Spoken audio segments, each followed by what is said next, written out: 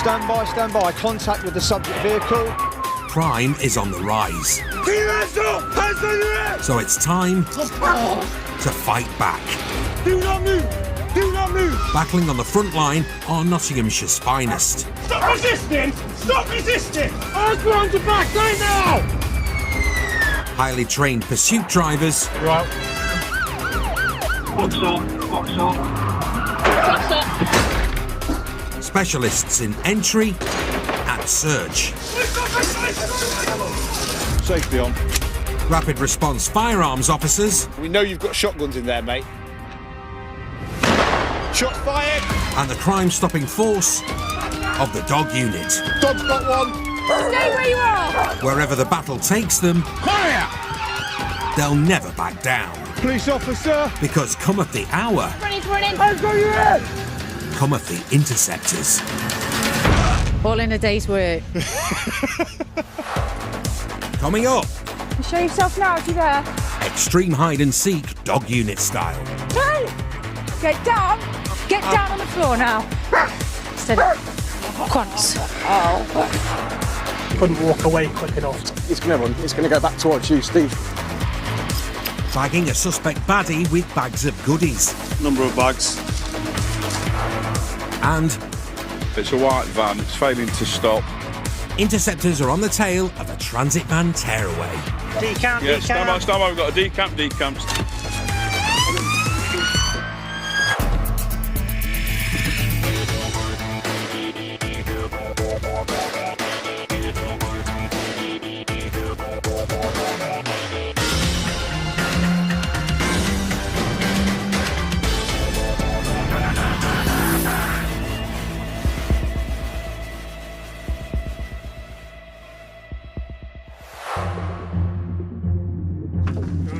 When it comes to laying down the law, the police dog is a four-legged superhero. Fetch him! With speed, agility, and a sense of smell far superior to the human nose. And 42 pearly whites. And unlike gobby suspects, a canine crime fighter's bite is worse than its bark. Hands up! On the floor!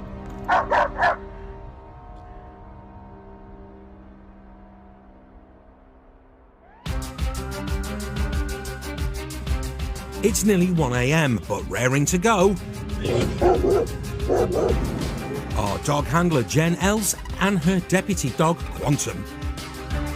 They've been drafted in to help with the job in Broxtowe. Basically, there's a course that's failed to stop for cops. They've lost sight of it, and then a few minutes later they found it parked up abandoned. Cops suspect the hot hatch was nicked 6 months ago. Whoever's tearing around in it tonight has a few questions to answer. So we're going to go try and see if we can get a track from the car to where the offenders may be hiding. Jen and Quantum have been partners in crime fighting for 3 years. When they're not catching criminals, they're catching movies. And a firm favourite is Ace Ventura, Pet Detective. But it's dog detective Quantum who's leading man tonight. He's chomping at the bit to crack this case. Wait. At the scene of the dumped car, Sherlock Bones goes to work searching for a scent. Has anyone walked into any of the gardens? No. Quantum's onto something in seconds. He follows his nose into a garden next to the ditched car. A quick pit stop and Quantum leaps into action. Hey! Get down! Quant. Hey, leave. Get down on the floor now. Get on the ground, I'm just telling you to! Get on the ground! Quantum's found a fella hiding behind a bin Get on the ground now! and employed his trusty teeth-based detention device. Stay still. Quant. Leave. Oh boy. Watch him.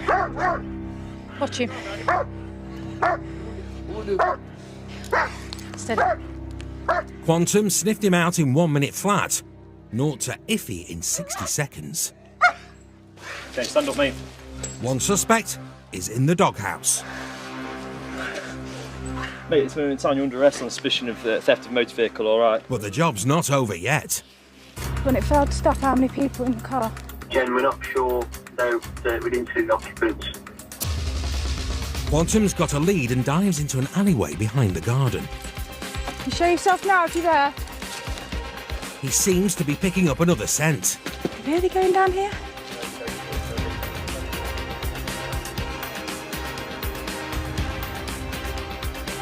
Okay. Shush.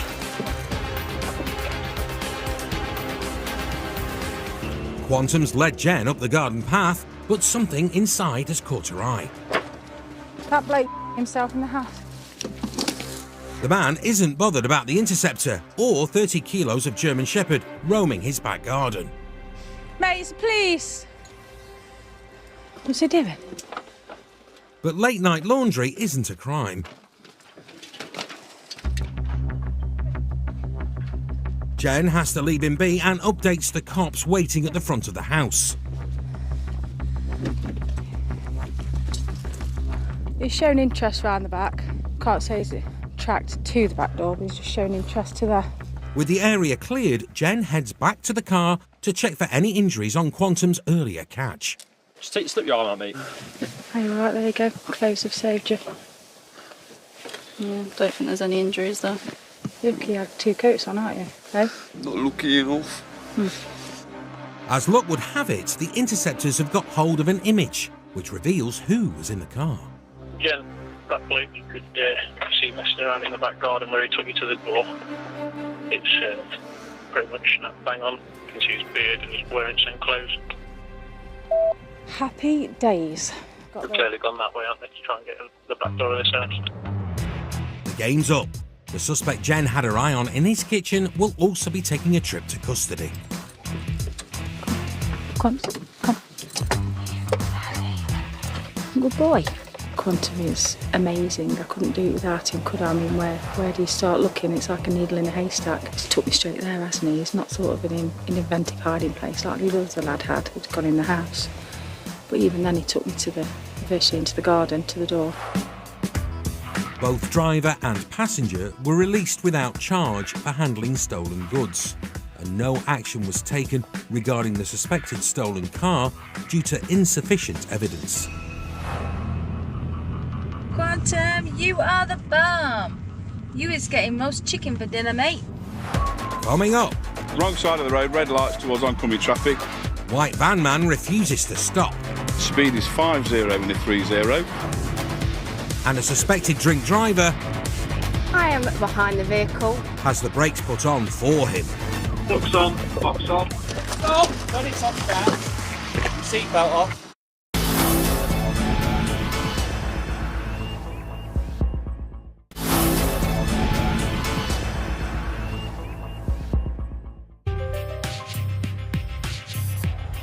Nottinghamshire interceptors have a patch of 834 square miles to patrol and 1 million plus people to protect.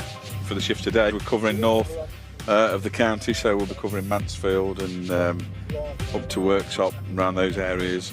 As always, you know, we'll be looking out for any stolen vehicles that fail to stop, and generally the criminals using the roads. Andy Clark recently celebrated his policing silver jubilee. There was no bunting or street parties for Clarkey. Just another shift with Phil Broughton, his on-off partner for 8 years. Phil's more interested in this white transit than silver jubilees. Yeah, 10-4, currently following this vehicle on Chester Street. Phil runs the motor past control. Suspected Ford Transit white panel van, insurance is not held. No insurance means this van shouldn't be on the road. 2 up, we're going to go code 1. So Phil and Clarkey light it up. Ready? Yeah, go on. Blue lights have no effect on white van man. How's he going? Oh, he's going all right. The pursuit is on. Oscar Tango Zulu 8, it's a white van, it's failing to stop. Phil and Clarkey need to keep him in their sights until the cavalry roll in to help with the stop. Stand by, it's a right, down towards the A617. Speed currently 3.5, we've got brake lights, stand by. The Transit wasn't built for speed, but what it lacks in grunt, the driver makes up for in grave errors of judgment. Yeah, just that's how it goes. He's wrong side of the road, red lights towards oncoming traffic, high DR road. We are 4.8 in a 3.0. Whoever the red light runner is, it's a right onto Sherwood Rise. They clearly have something to hide. It was a stop check. Drivers failed to respond. We've put the blues on. Yeah, with Sherwood Rise towards Duns Hill Road. We've got brake lights, stand by, just coming to the junction. Speed currently 4.4. Forcing other cars to hit the brakes. Yeah, he's overtaking traffic now. He's towards Birding Street. Stand by. This dangerous driver is ramping up the risk and seems to know the roads well. It's a left down Main Bright Walk. That's a dirt track that leads out to the other side of Woodhouse. It's a merry dance in the dark as he leads the pursuit even further off the beaten track. A6075 direction. Speed is 5.0 in a 3.0. Stand by. He's back on busy roads, bound for the high street.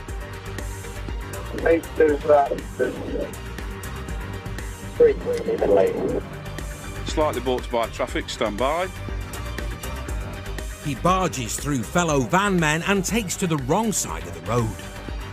Yes, just passing the old Nick. He's gone right onto Rose Lane.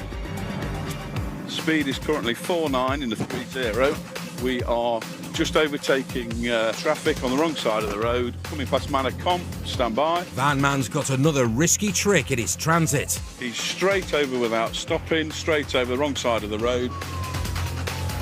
The reckless driver blindly blows through a junction at 40 miles an hour as a child waits at the roadside.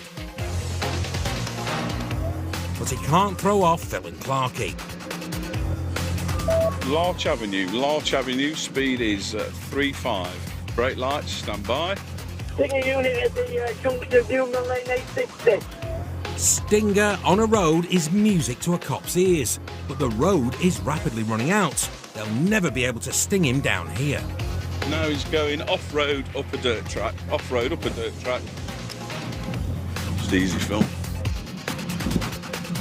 Gotta be careful, we're going to end up grounding. Yeah, you are, mate. Pursuits follow patterns. Off-roading usually leads to a cross-country run.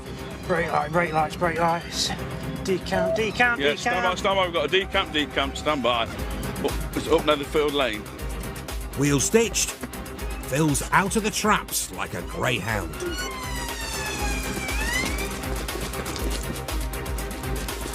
I've got no view, might have gone down here. Clarkey's close behind.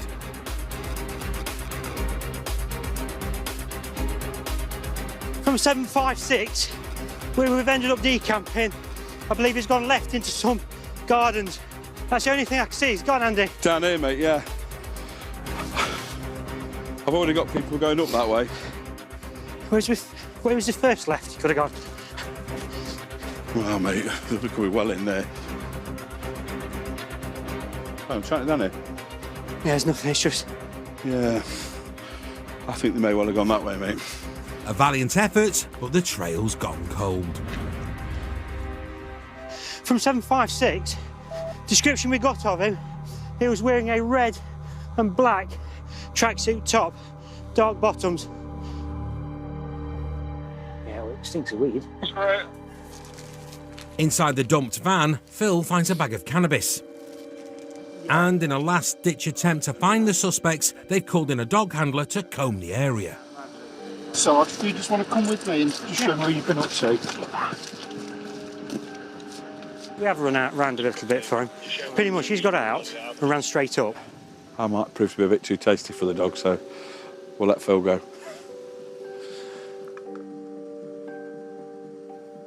Neither Phil nor the dog have had any joy. Their suspects have slipped through the net.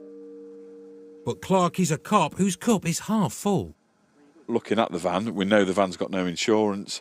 There's some question marks around the identity of the vehicle, so it may well be stolen, and there's a small bag of cannabis. So, OK, we've not got them, but what we have got is we've got the drugs for the night, we've got the vehicle. So ultimately, every dog has its day, as they say, and we will, we will catch them, no doubt, in future. The transit tearaways are still outstanding, for now.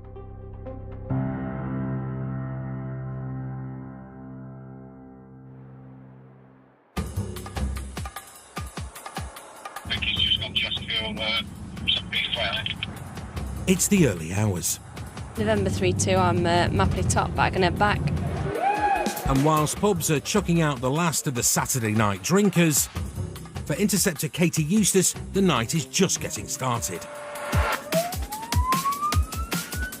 A vehicle's failed to stop for our one of the vans. It's registered to Beeston, which is a long way from Mansfield. So we'll travel up, see if we can come across it. A suspected drink driver has failed to stop for cops in Mansfield town centre. And now he's given them the slip. What type of vehicle is it? A template red Polo. The Polo is registered to an address near Nottingham, and they're hoping to intercept it as it makes its way home. These routes home are quite limited. It's going to use a main arterial route, so one car is going to cover the junction 27. We're going to come up the A60, because it'll come that way back through Nottingham, through the city. It sounds like the plan has paid off. We've seen the vehicle. Barringer Road towards Forest Town. Come to Katie. It'll come out white gates. It'll come out of the white gates. Katie knows these roads better than a cabbie, but she's also an advanced driver. She's got T-Pack skills and she's not afraid to use them. We're nearly there, we're nearly there. Having floored it 15 miles across the county, she's hoping to cut the Polo off at the next junction. I'm at the roundabout. In fact, she's beaten him to it. It's going to come from our left at any time now.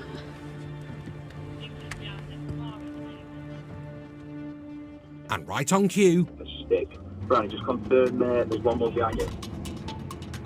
Yeah, there's a normal panda behind me. If it's a failed stop and decam, obviously I'll deal with that.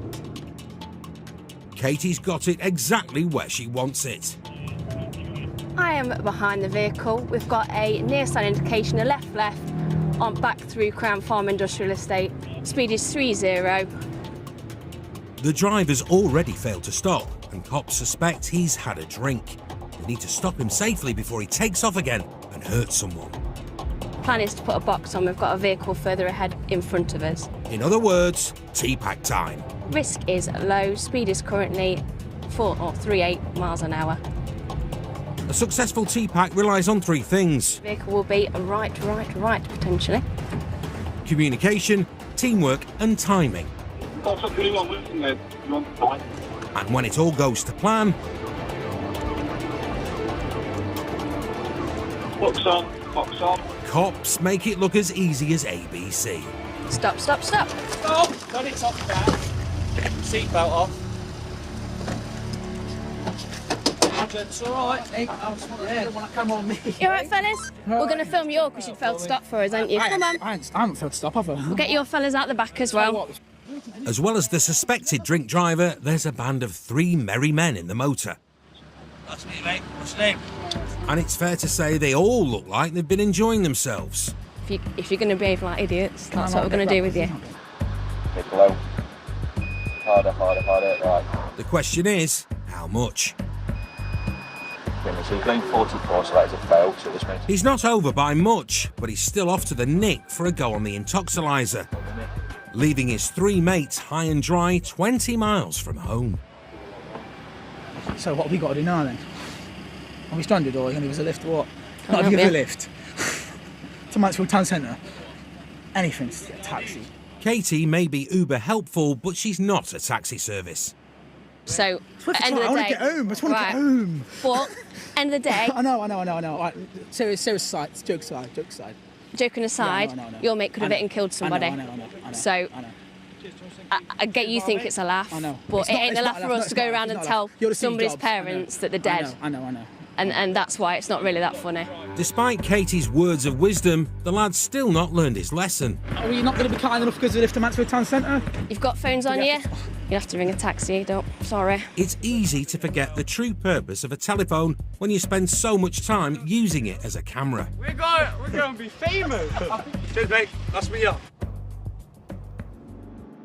For that group, they've clearly all been out drinking. They all smell of alcohol. They're all quite animated, shall we say. They were asking for us to give them a lift back to where they lived in the south of the county, to which we've politely declined. They've chosen to come out drinking in Mansfield. If their mate chooses to drink drive and they can't get a lift home, that's their problem, not ours. Back at the station, the driver blew under the limit to prosecute, so no charges were brought for drink driving. But he was convicted of failing to stop, no insurance, and driving without due care and attention. He got a £100 fine and 6 penalty points. Whether his 3 mates worked out how to call a taxi remains unknown. Coming up... He stood there, saw us, and that snapped his head back. Interceptors play a game of cat and mouse. He's running, mate, I'm afraid. Yes, yeah, we're going. And... Oi, yo! No! paint the town blue on a Saturday fight night. Don't tense up. Don't do anything silly.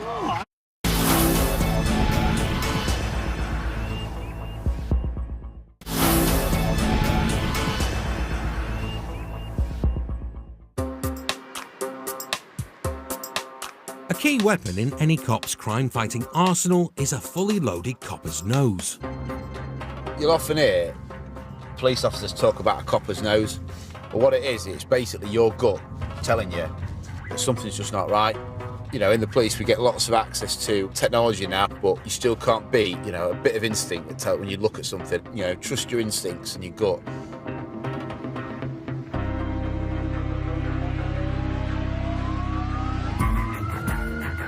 Copper's nous is vital to one unit, blending instinct and intel to protect the public, the knife crime team. See that Mercedes? No. It was as tinted as could be. Ken Tinley and his colleague are on patrol in Nottingham. The commanders for the city centre have asked that we patrol the city centre, so we're going to be looking for those sorts of individuals that we recognise, or the sorts of behaviours that suggest to us that there may be some sort of criminality taking place. Before long, a passing car has caught their eye. Let's have a look at that white A3, I think it's 4. They follow the Audi into the back streets. It's gone into a blue coat close, pulling up on the offside, right. And they pass its details over to control. I don't think it's going to be anything of consequence. False alarm. Checks on the car show the driver's legit. But forever on the lookout... This lad's just walked away as soon as we come around the bend now. Ken's copper's nose has sniffed out a shifty character loitering in an alley. He was stood there, saw us, and that snapped his head back and couldn't walk away quick enough. Come on the other side, everyone have a look at him. Yes. They spin round to head off the suspect and call in the rest of the team to flood the area. The alleyway on your offside, Lee, an Asian lad was stood in there when we came down and he couldn't walk away quick enough, so we're just going to get round to the other side. And on the other side... There he is. They soon spot the shifty suspect from the alley. This lad here with the white trainers, right? There you go. Cheers. Yeah, he's gone back. He's going to run. It's going to go back towards you, Steve. The suspect's legged it. He's running.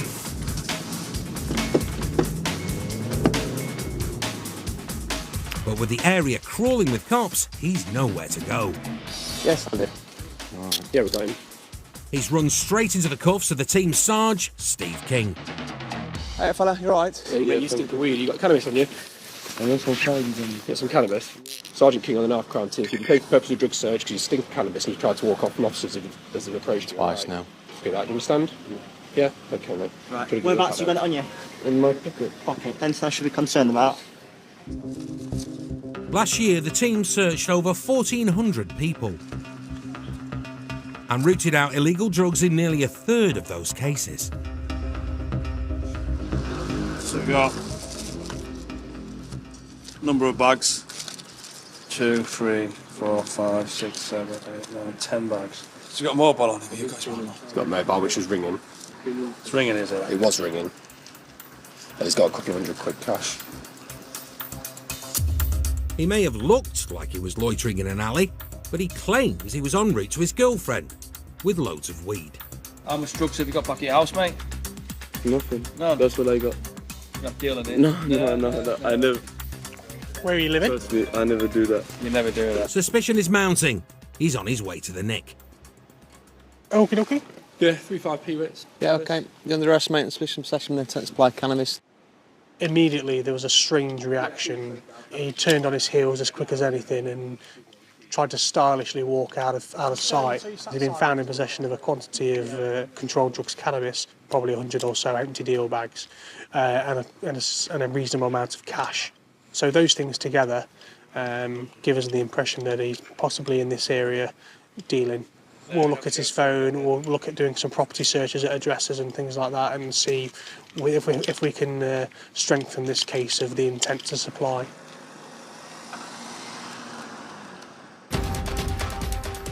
After dropping the suspect off at custody, the team waste no time heading over to search his house.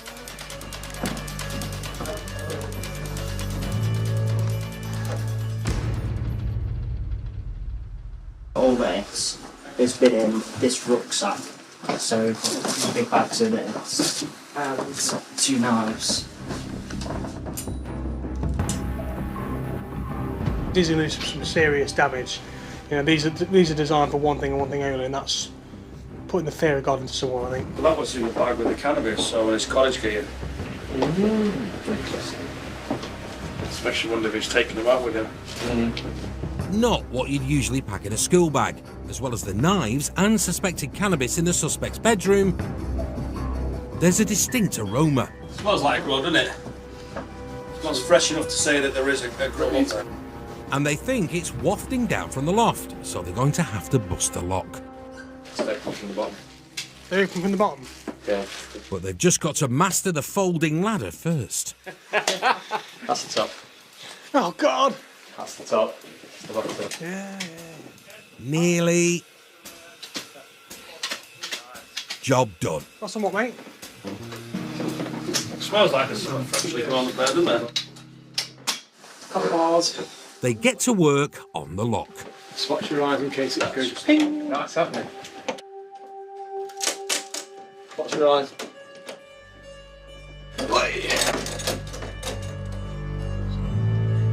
Don't torch, mate.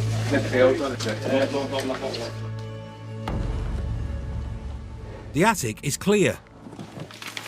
But the team do find clues about what the green-fingered suspect might be up to in his spare time.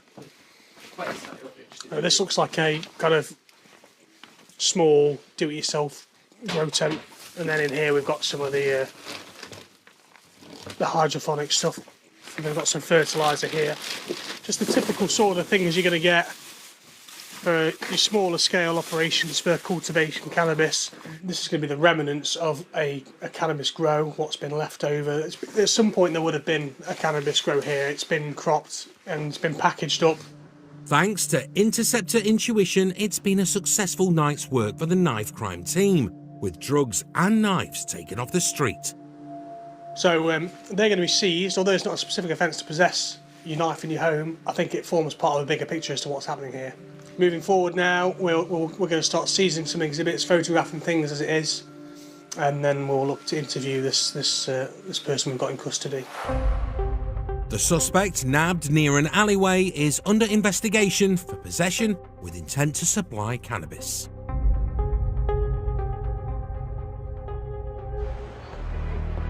Nightlife in Nottingham is some of the best in the country, with 9 pubs per square mile and a coveted purple flag status for safety.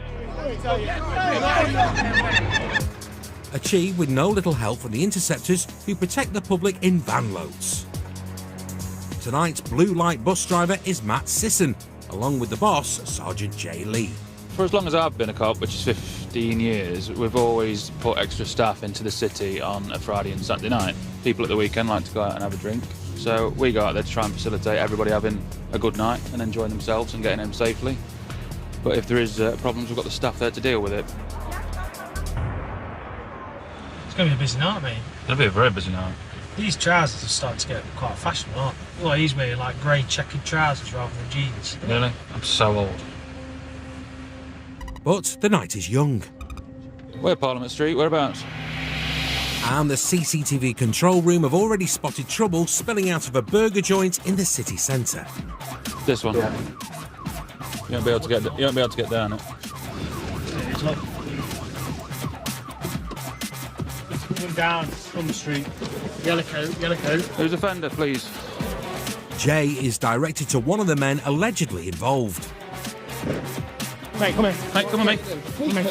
Come on, mate. You go with... No, victim. Why? Come on, mate. Can I ask what's occurred? A young man is lying injured on the ground.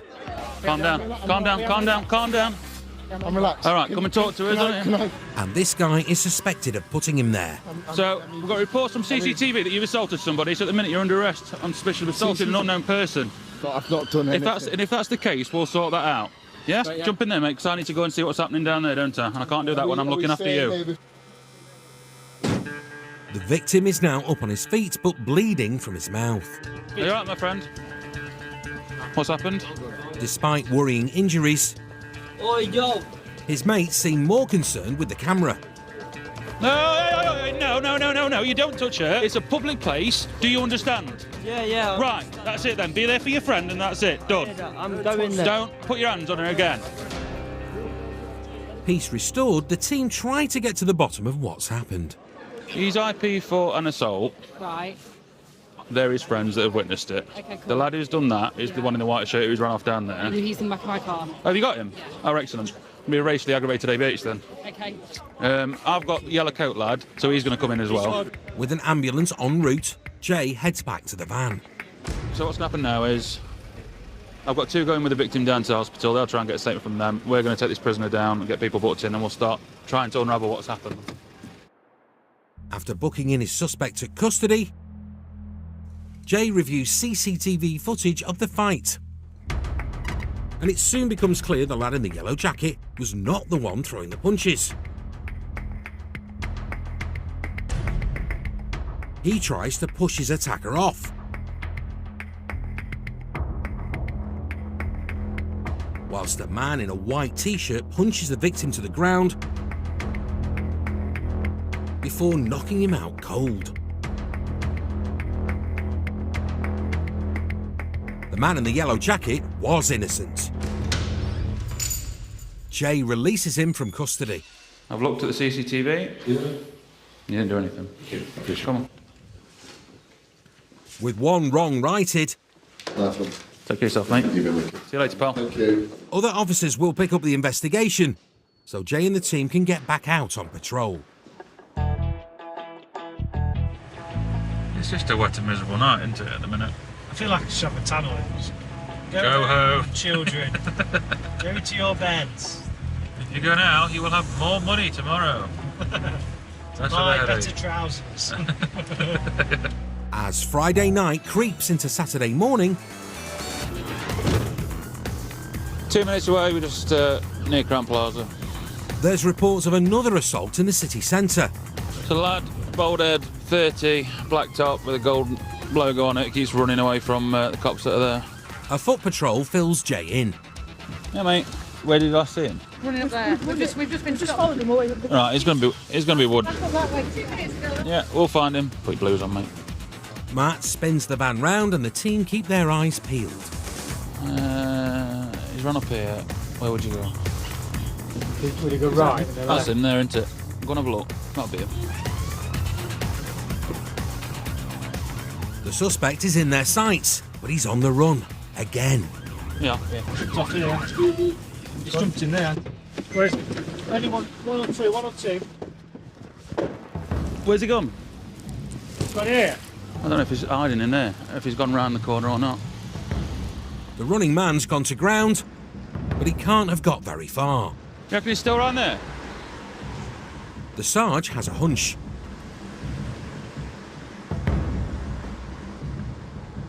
It's going to be in bushes, Duck. And sure enough... Hey up, mate! Come here, my duck. What have you got, my duck? What's happening? I don't know, let's find out. What are you doing here? I don't know, mate. What's happened? Yeah, it's fine. The team plucked their suspect from the bushes. What have you been running away for? No, fine. I'm not running away for nothing. You sound a bit out of breath. What's happened? Hit someone, aren't you? I've lapped someone. Are you mad? The bushman fits the attacker's description to a T, so he'll be spending the night in the cells. Keep walking, Duck. I'm not doing nothing, mate. Calm and down. I'm calming it down. He seems to have got up on the wrong side of the bush. Hey, don't struggle. Don't tense up.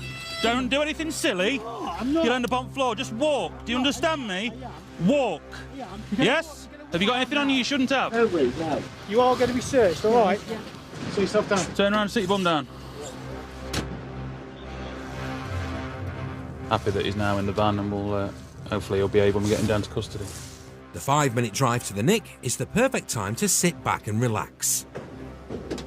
Oh, then, mate, we're at the custody suite. And behave. What you took your shoes off for?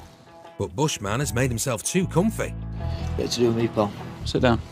Get to do with me, mate. What? They're not your shoes? No. No. Naturally. Okay. Have I been caught with them on? No. His not-so-fancy footwork is tying up 2 cops on one of the busiest nights of the week. Are you going to put your shoes on? Yes, I will be. Come on then, lovely. Put them on for me then. What's your name, please? Sergeant Lee, 2975. Would you put Sergeant Lee, Would you put your shoes? 2975. Yeah, would you put your shoes on, please? Do I need to? Luckily, patience is a virtue the Sarge has been blessed with. Listen, is it a legitimate order that I put my shoes on? I'm not ordering you, I'm asking you. Because I don't want you to walk across this wet floor, look. You're asking me? Sorry, mate, what law is Come that? on, What good law lad. is that There we are. regarding? Step down. What law is that regarding? Step down. What law is that regarding? You bring your shoes. What law is it? What law is it? What law is Good that lad, regarding? come on. The law of common sense, mate. Left, right, left, right. Let's walk through there. Yeah. Don't bang yourself. I'm not bad myself. There we are. Good lad, jump in there then. Welcome to custody. Hello. Don't be silly. Why are you being silly now, mate? Why are you doing that? Put me in the cell. We will do. Happy to oblige. Tell you what, do you want to do some press-ups? Same time? No? I'd rather not. You'd win. Your luxury cell awaits. Come down to your knees for me. Now pull your legs out. Yeah. There we go. Good lad. Well done. Well, first thing I need to do is take some details from you. What's your date of birth? I don't know, mate. No sooner are the cuffs off, Stop! I'm struggling! he starts to struggle once again. The prisoner has allegedly already assaulted one person this evening. So, for the cop's safety and his, he is restrained. Okay then, just relax. Relax. Until the cuffs can be safely removed. Are you relaxed? Yes. Stop tensing No. up. That's good. Cuffs are coming off and you'll be We don't deal with the nicest people, and particularly on nights like this where people have been drinking a lot, people are very unpredictable. Cheers, fellas. When he's fit to be interviewed and dealt with in the morning, an officer will interview him and take the job from there. Bushman was charged with assault by beating and awaits his day in court. No legal action has been taken against anyone involved in the fight earlier tonight, as the victim did not want to take it further. Still to come. Are you normally this lethargic? Phil puts a dopey moped rider to the test. Well, the thing I want to make sure is whether or not your driving's down to the fact that you're taking cannabis, or it's down to the fact that you're just a drip.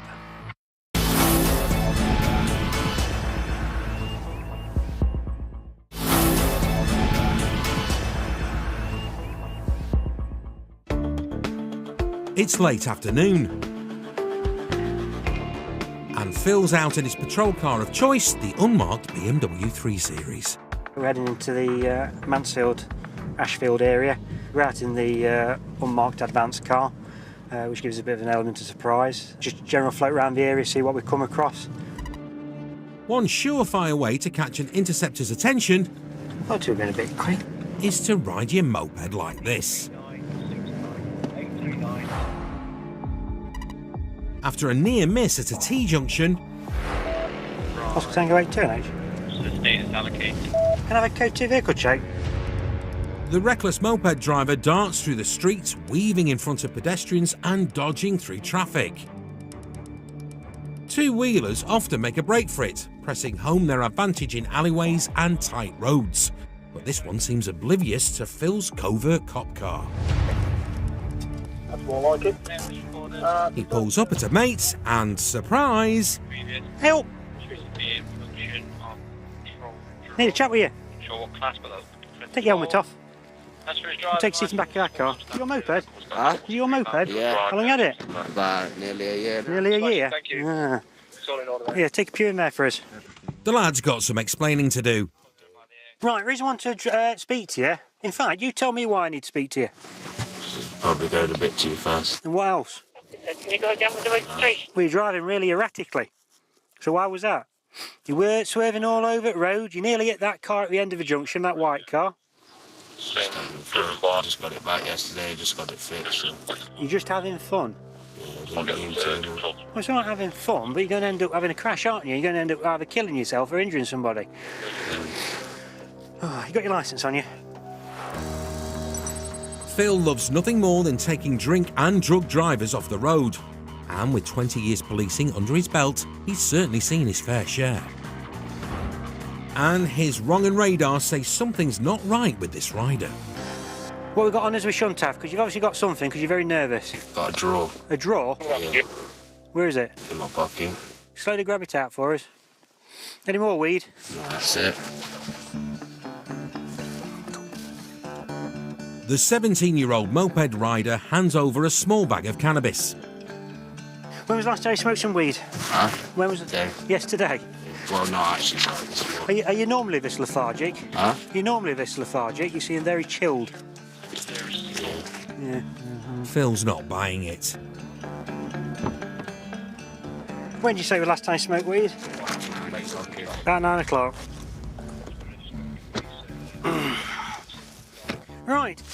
I require you to provide me a sample of saliva for a drugs test. An 8-minute drugs wipe test will soon clear up whether the lad's under the influence of cannabis or cocaine. Cool. And all I need you to do now for is lean forward and stick your tongue out. All the way out, as far as you can. That's it.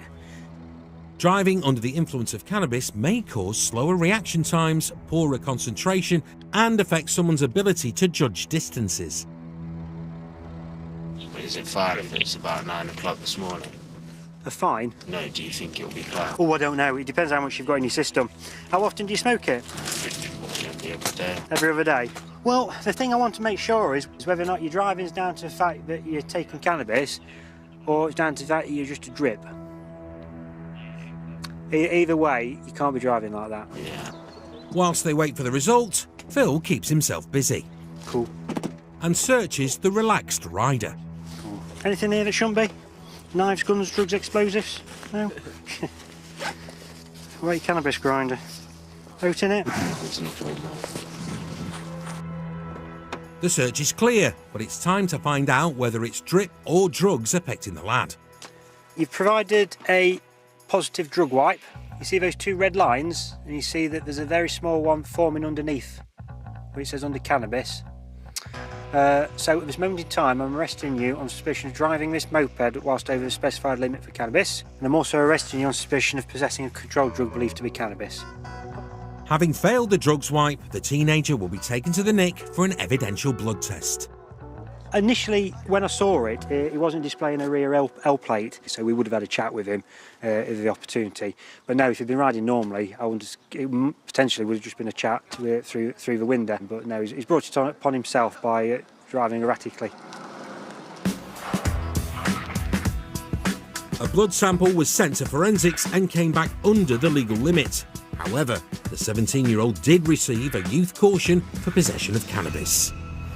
We see it all too often, people getting behind the wheel after smoking a bit of weed, taking coke or other drugs, and then being involved in really serious accidents.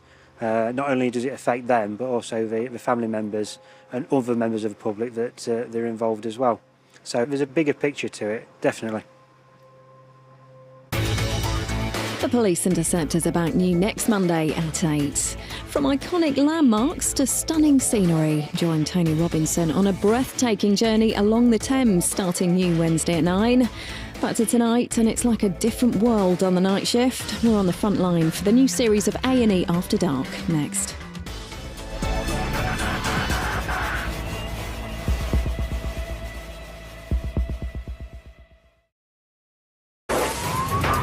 stand by. Contact with the subject vehicle.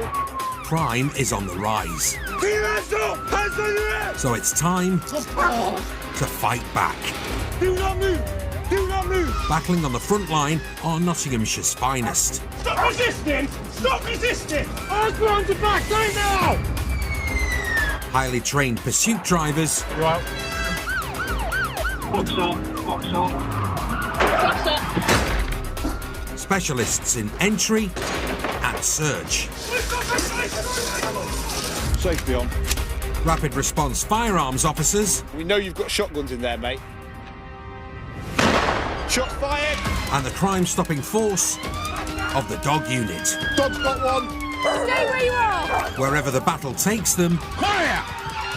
they'll never back down. Police officer! Because cometh the hour, Running! Hands on your head! cometh the interceptors. All in a day's work. Coming up, It's crossed! interceptors give chase on 2 legs On, please! and 4. Let's on! Yeah! Police officer, stay where you are! Stay there! Bust the drugs den Decent sized bag of uncut gear on the windowsill, potentially of heroin there. and Left. take down a not-so-fast and furious digger thief. How come you got stab-proof vest on? You going to war or something?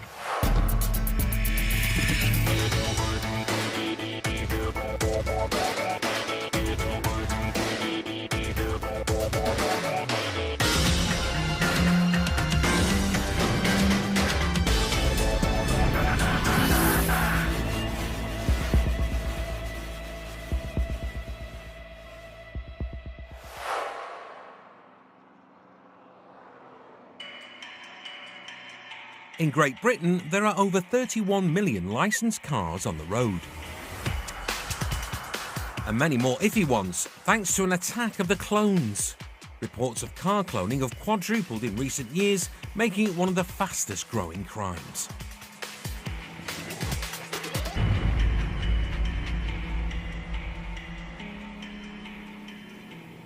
Clone number plates are put on vehicles to hide their identity so that the police can't identify who they are and they can drive around about their business without being recognised. And that can go from anything from someone who's not insured using a number plate of a similar vehicle to hide the identity, the fact that they've not insured the vehicle, all the way up to someone in a stolen car hiding its identity to use it for a criminal purpose or to sell it on to an innocent buyer.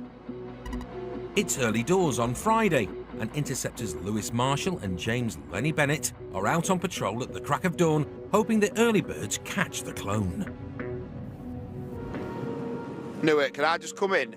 There's a car just on a camera on false plates that is showing a 66 plate, and looking at the read, there's no way that's a 66 plate motor. It looks like an old Golf in Annesley. A VW Golf suspected of having cloned plates has pinged an ANPR camera on the other side of the city. Yeah, it's got Uga North. Lewis has blue in his blood, having followed in the family footsteps to join the force. He's no slouch behind the wheel, but he's not blessed with the advanced driver's badge yet. What rear blues are like us pull up here, can't his name behind us? Yeah. So he's handing the hot seat over to Lenny, just in case things get tasty. And it seems like it was the right call. A few miles away, an unmarked unit has just got behind the suspect Golf. Right for the Golf. As the driver sails through a red light, they're spooked by a marked cop car. The registration plate. It looks like he's got something to hide as he boots it big time. Light full of gold. Across town, Lenny and Lewis are gunning it to intercept. So it's either going to turn right towards us or it's going to continue. The fellas have got a stinger in the boot, which, if deployed in time, would shred the Golf's tyres. Right, top of it. Is it coming on head up? Yes, mate, yes, mate. I'm going to spin it. It It's all about getting your ducks in a row before the target arrives. It's coming this way. And the target is due any moment. Get ready for...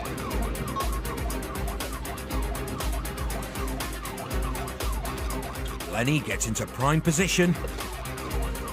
We're waiting, but I don't think we'll get a stinger out.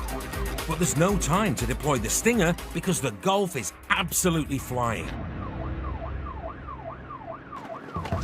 There it is. Go. Crashed. It's crashed. It's crashed.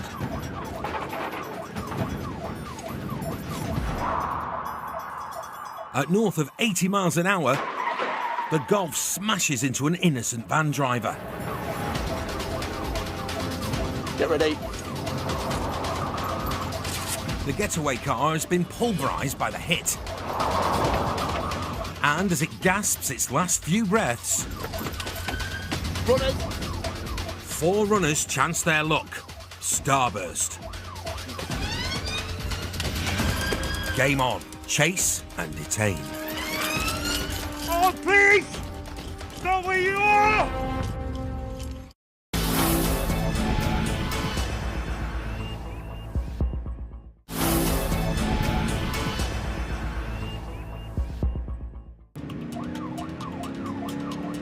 Is it coming on head up Yes, to us? mate, yes, mate, yes, mate. Interceptors are after the occupants of a Golf they suspect has cloned plates.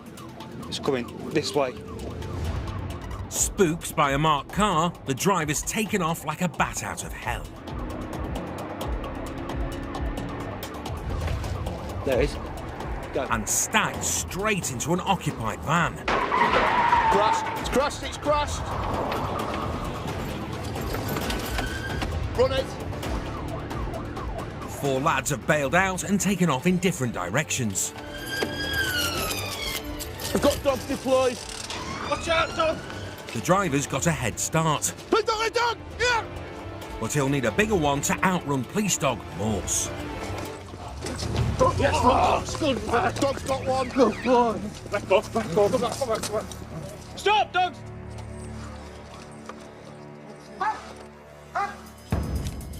And of course, one step behind Morse, Oh, please. Stop where you are. there's always Lewis.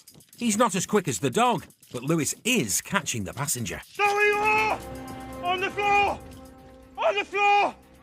Fast thinking and fancy footwork means 2 of the 4 occupants are nicked. Stop detained. On your front. On your front. Lay on your front. The trip back across the estate is a bit of a slower one. What our way? But there's a blue light at the end of the tunnel. Come on, fella. You come with me. We first picked the vehicle up, obviously there was commentary from other officers who were pursuing the car. It's come past us at a very high speed. It's putting a lot of people in danger, members of the public themselves.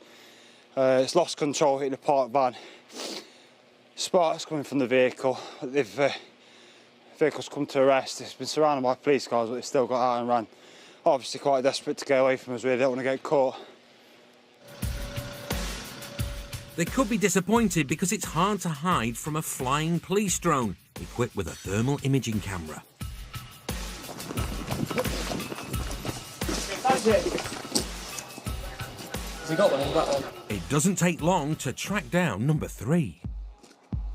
I don't want to sound like a gross, yeah, but they picked me up, yeah, from mum's house, yeah, and they drove me, yeah, and they were asking me for money and that, yeah, and all that. Yeah, so let's get this straight. You were in the runaway car because you were the victim of a crime. Yeah. What you're saying, you've been kidnapped? Yeah, basically, I was back of that car, yeah, and then I only asked him for a lift, yeah, because I was like, do you know when you do, you're like, ah, yeah, you got any weed or something, yeah, they said. Interceptors think the number plates on the Golf were stolen from another vehicle earlier in the day. And what they suspect are its true plates have been found in the boot. We're talking about false plates, aren't we? And like the milkman I deliver. The runaway Golf is a wreck. But fortunately, the 2 occupants of the Renault van it crashed into are unharmed. The speed in which it was going around the corner, I mean, it's a 30 road, and I'd say that was doing in excess of 80, 90 miles per hour. I've not seen cars do that, usually do that kind of speed in pursuits and little roads like this, generally. That was like too quick, hence why it's crashed. It's too quick for the road, too quick for the condition of the road, and it's lost control very, very shortly after we've got behind it. Unfortunately, no one's been injured, but you can see how, it's quite evident how dangerous that was. But they've exposed themselves to that level of risk. They could all be dead. They're just young lads, and they could have, two blokes who are going to work in a van, they've hit them at high speed, minding their own business, for what? For no insurance. The runners were arrested for failing to stop and for theft of a motor vehicle, but evidential difficulties meant the case was discontinued.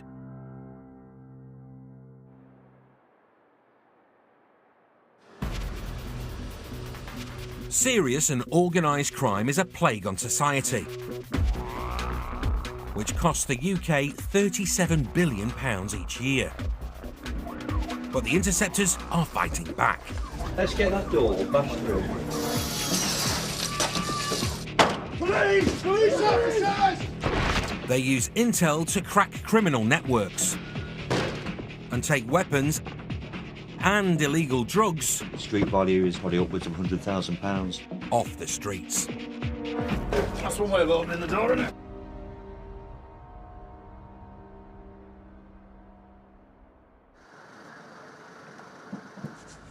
I'll go in then. Just south of Nottingham city centre, Sergeant Mark Southgate is heading up a morning warrant. There's two brothers in the address, and both of whom are, the intelligence suggests, are actively dealing in the area, and have a number of people that deal for them as well. One of the suspects is thought to be so strong he's earned the nickname the Hulk, so the team have a plan of action.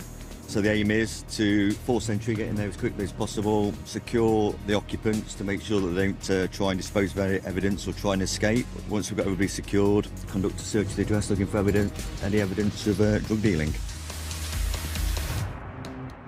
Executing a warrant at Shea Hulk takes tactics.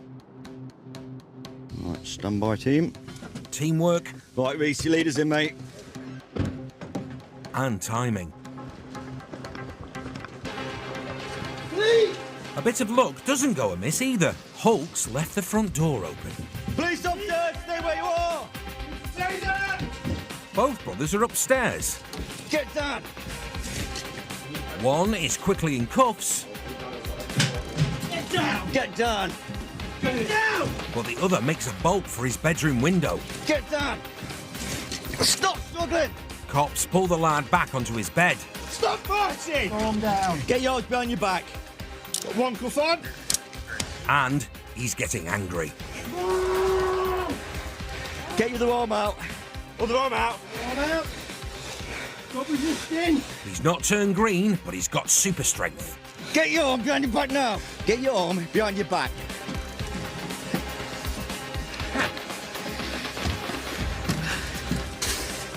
You ain't escaping, pal. Give it up. Just leave him here. And calm down. Hey, put your arm behind your back. No, it's no cut through. Take the breath, all right? Yeah? Yes, officer. Yeah? Okay. Finally, the lad throws in the towel and is cuffed. We're taking him down? Yeah, please, yeah. Walk down the steps, mate. Put up a bit of a struggle there, and you can understand why his nickname's the Hulk. They soon spot the telltale signs of dealing. Decent-sized bag of uncut gear on the windowsill. Looks like from here, potentially of heroin there. Mobile phones, we've got a large knife on the floor there. Mark knows this could be just the tip of the iceberg, so he speaks to the Hulk's more sedate sibling. That's a fresh kind of coat there, if I can have a trick. You got gear all over your bed, haven't you? Shit all over my bed. Okay, mate. Suitcase behind the door. Suitcase behind the door, yeah. My feet was one of my mates' machetes. Yeah. Now I'm going to jail for this. I'm 20 years old, man. I've had my opportunity to stop. Well, think of it like this for today. The brothers are like chalk and cheese, but they've got one thing in common. Both bedrooms are littered with drugs. You can see you've got individual wraps, lights and darks on here, which is going to be crack and heroin. Cannabis, he says he's got cash in there. Cannabis here, mobile phones, and it's indicated there's a substantial amount of drugs in the drawer there as well. So, gone well. The brothers Grimm are off to the Nick for questioning, but not before some parting words of wisdom from their mum. You've got to stop it. I don't want to be burying you or flipping coming to jail for the next 20-something years because you two want to be idiots. I'm sorry. All that's left to do now is search the house from top to bottom. Yeah, you get the initial entry and the excitement that goes with that, then it's, knuckle down and work your way through everything, really. The team uncover more and more evidence, stashes of money. Just found a massive wad of cash, literally like that. Can't waste some, that does. Weapons of various shapes and sizes.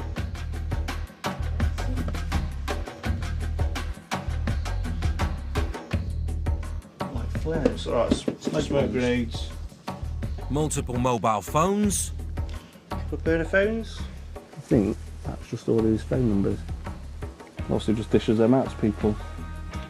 412 quid, 355, 620. And other hallmarks of the drug dealer's trade, including a stash of designer gear. Stuff we've still got tags on, so it's going to be stolen items that have been taken from the shops and exchanged by users for the controlled drugs. But the biggest finds are multiple bags of suspected Class A drugs. It looks like heroin and cocaine individually bagged up, probably £5 or £10 deals. I don't know how much in there, have a guess. 50.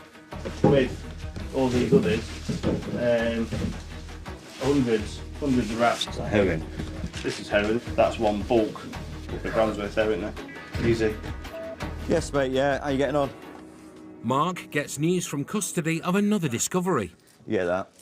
Which he'll leave to someone else to retrieve. So the lad that's kicked off in there, when they've gone to search him at the Bridewell, has been very volatile down there and has been found to have items secreted between his buttocks, shall we say. So he's having to be taken down to the Queen Medical Centre there so that can be removed by a medical professional, which may go some way to explain why he was so keen on getting away. The intel was bang on. Mark updates control on the search so far. Thousands of pounds worth of cash, hundreds of individual deals, and then bulk amounts. He's talking about 100 grand. We're saying it's indicated it's 100 grand's worth. Yeah, that's what he said. The job is far from over.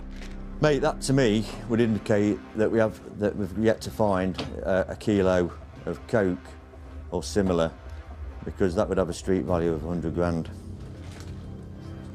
He's indicated he's got a substantial quantity of Class A in his bottom drawer, which we haven't got to yet. Without further ado, the team search the bottom drawer.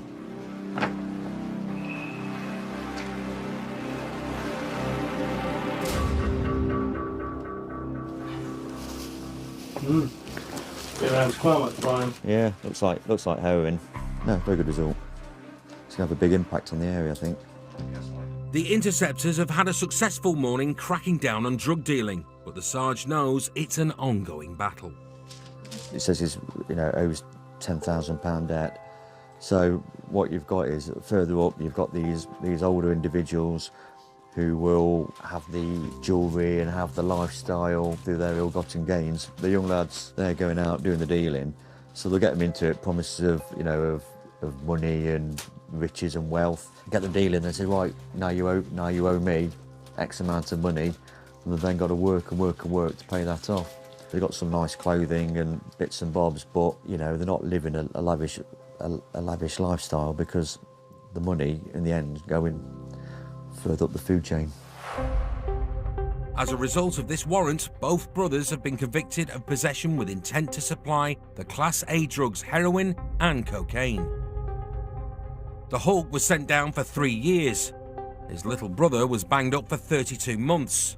The drugs and weapons were wiped off the streets for good. Coming up, the pursuit of a wanted man Try to run. It's running. comes to a shocking conclusion.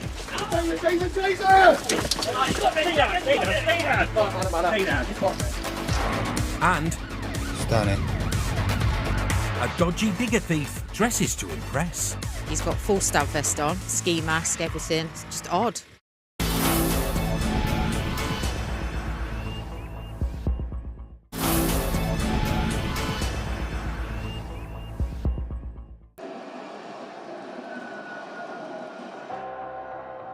It's a quiet Sunday afternoon in the city. Interceptor Katie Eustace is out in the unmarked 3 series. When there's a shout over the radio, the interceptors have been waiting for. 231, it's coming back to. This is wanted times 4. Wanted for burglary, robbery. A car has been spotted nearby, and cops believe it's connected to a suspect who's wanted for a high-value jewellery theft. So we're just seeing if we can see it now. We're not too far away.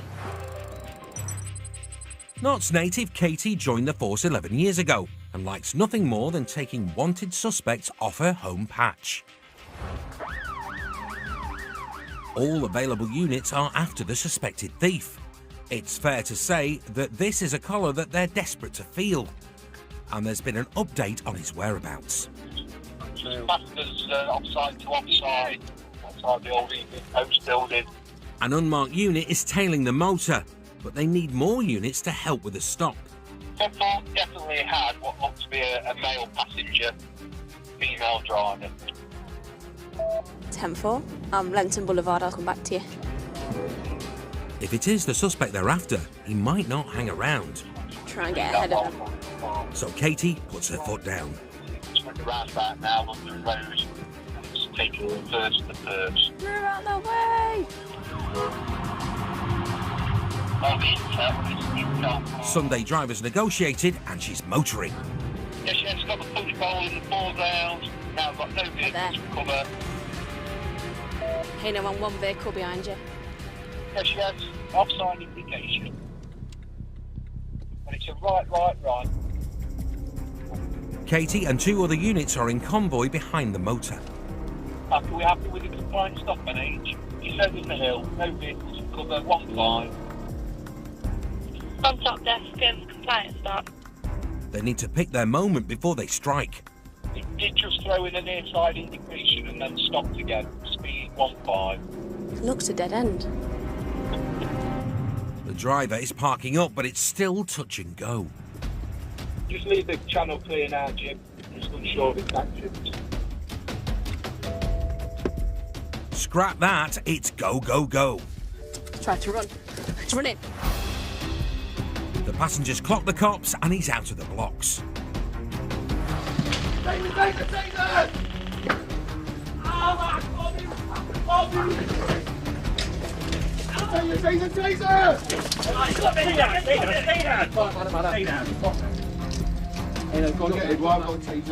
Stay where you are, you'll be tasered.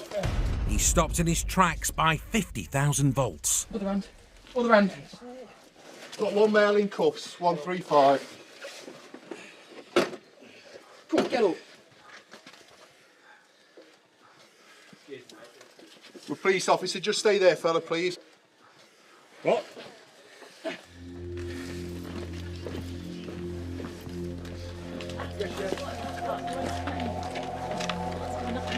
Sorry, babe. Secret agent is the male. So it's come to a stop. As they've pulled into the close, he's gone sprinting out the passenger side and up the side of an address.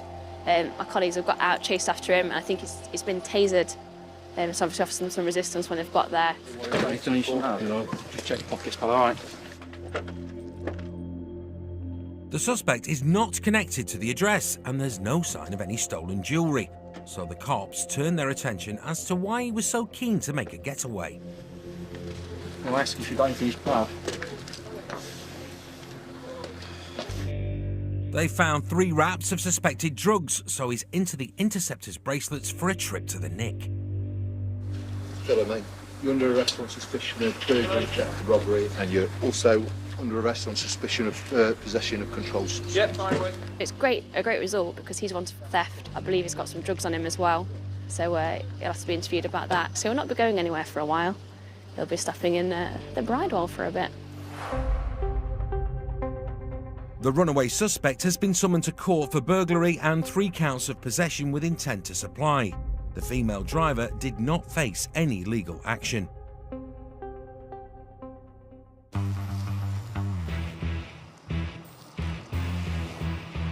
Set up in 2017, the Knife Crime Team are a group of interceptors dedicated to tackling knife crime, which they believe often goes hand in hand with illegal drugs.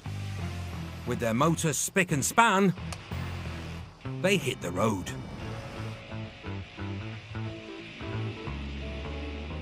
Lee Armstrong's behind the wheel and he's joined by Dan Mottishaw. Lee's been part of the team since its inception. When he's not reeling in bad guys, he dabbles in deep-sea fishing off Whitby. But firmly on dry land, they're casting the net in the inner city. We've got a few cars out, looking out for things that seem out of place, doing intel checks on vehicles that we don't think look quite right. In no time, a passing Ford Fiesta catches their eye. Yeah. They spin around to get a closer look. Just turn one on Church Lane. 2 up. It's left now towards Bradford. Lee just about manages to keep the target in his sights. Right. Yeah, he's gone right. He's doing one, I think, Longsdale Road into Brixton, London Estate. Navigating their bulky Volvo around the maze of small residential streets. He's gone. Where is it? Where's it gone? The interceptors struggle to keep eyes on the Fiesta. There he is. Yeah, it's going to be a further stop. I'll get on to 11.99. They're back on track, but not for long. Where's it gone? Gonna hazard it. Gonna go for it. They had it on the hook. It must have gone right then. But this is the one that got away. It's a lost van St Peter's Street at the moment. Because we passed them on the offside, by the time we spin this tank around. Yeah, it must have turned right, it must have done. However, interceptors don't give up that easily, so it's back into the maze to hunt for the Fiesta. So where do you think? The only thing, because he had to have come down there, I think he must have gone straight on.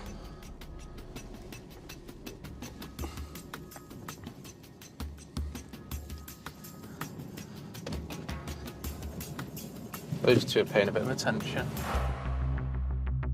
Dan notices 2 men on a side street. Well, I don't know if they were. I don't know, mate. They just seem to be paying a lot of attention. I just saw them. Need to find the car. It's not far from where they would have dumped it. A covert unit is on hand to keep track of the 2 lads. They're paying attention to us. They're not running or anything. It's just keep an eye on them. Can't be positive it was them in the vehicle.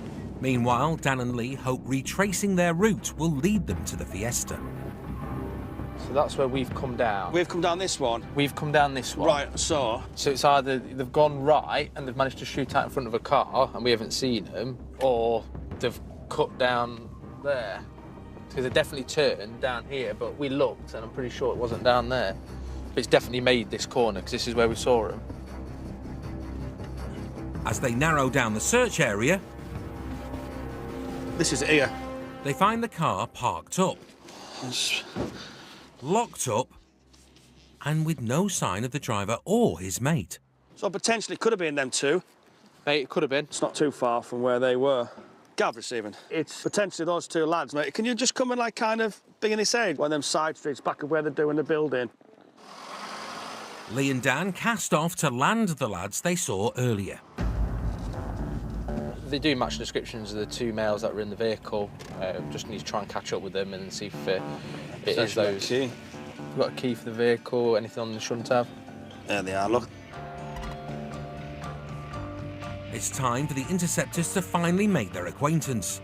Yeah. Hey, lads, you all right? Yeah, just stop there for a second. We've just had an incident with a vehicle, the Fiesta. Yeah. Right, OK. You made off for us, mate. I didn't make up to get some KFC. Mate, I'm just going to put some cuffs on you, OK?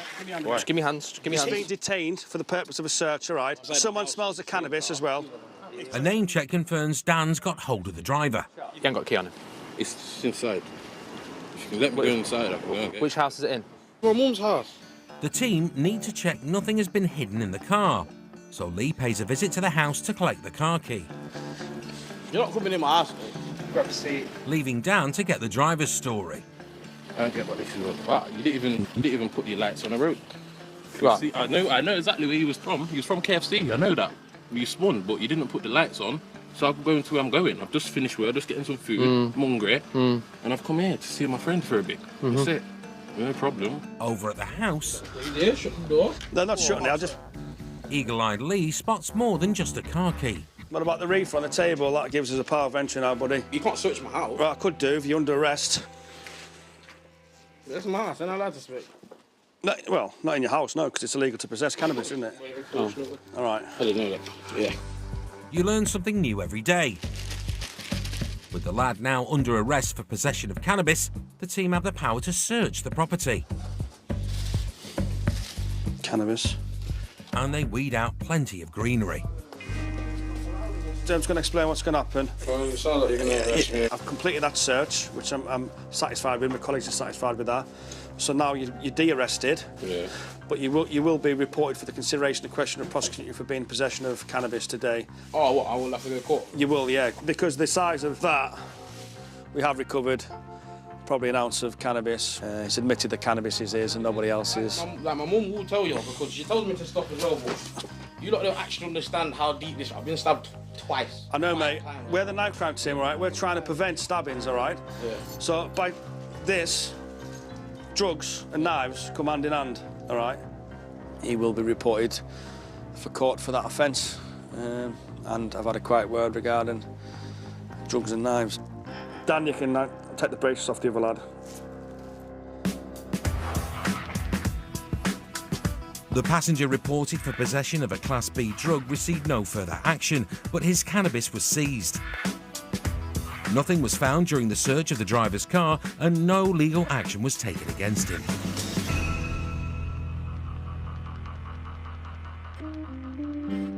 They say that crime never sleeps. Every day, Nottinghamshire, the police tackle nearly 1,000 incidents. And that means an early start. It's the dark hours of Monday morning. Where is it, do you know? Towards St Albans, down here. And Lisa DeSantis and Lewis Marshall are kicking off the week with a fail to stop that's cutting through Basford. Is it close? Yeah. A thief has struck at a building site a few miles away and fled the scene with some extra large loot. We're just about to turn on to Moor Road, mate, so we're not be too long. Where am I going? All right. Lisa's a fitness fanatic who does CrossFit to keep in shape. But this morning it's all about a workout for the trusty right foot, which is in fine form. As she puts pedal to the metal. Where am I going? Left. And straight over? Yep, keep going up. Buckle up. Another unit are behind the runaway thief. No, we're not in slow motion. This thief's getaway motor is the digger they've just nicked. Despite only tickling 3 miles an hour on the speedo. This could do serious damage in the wrong hands. It tips the scales at 5 tons.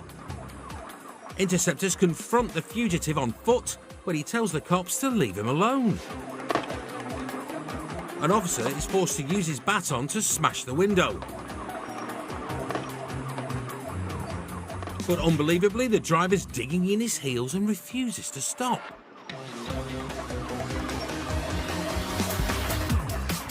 Heavy machinery like this is sometimes stolen by criminals to commit serious crimes like ATM thefts. But this one won't be making any withdrawals. The dipstick from the digger is nicked.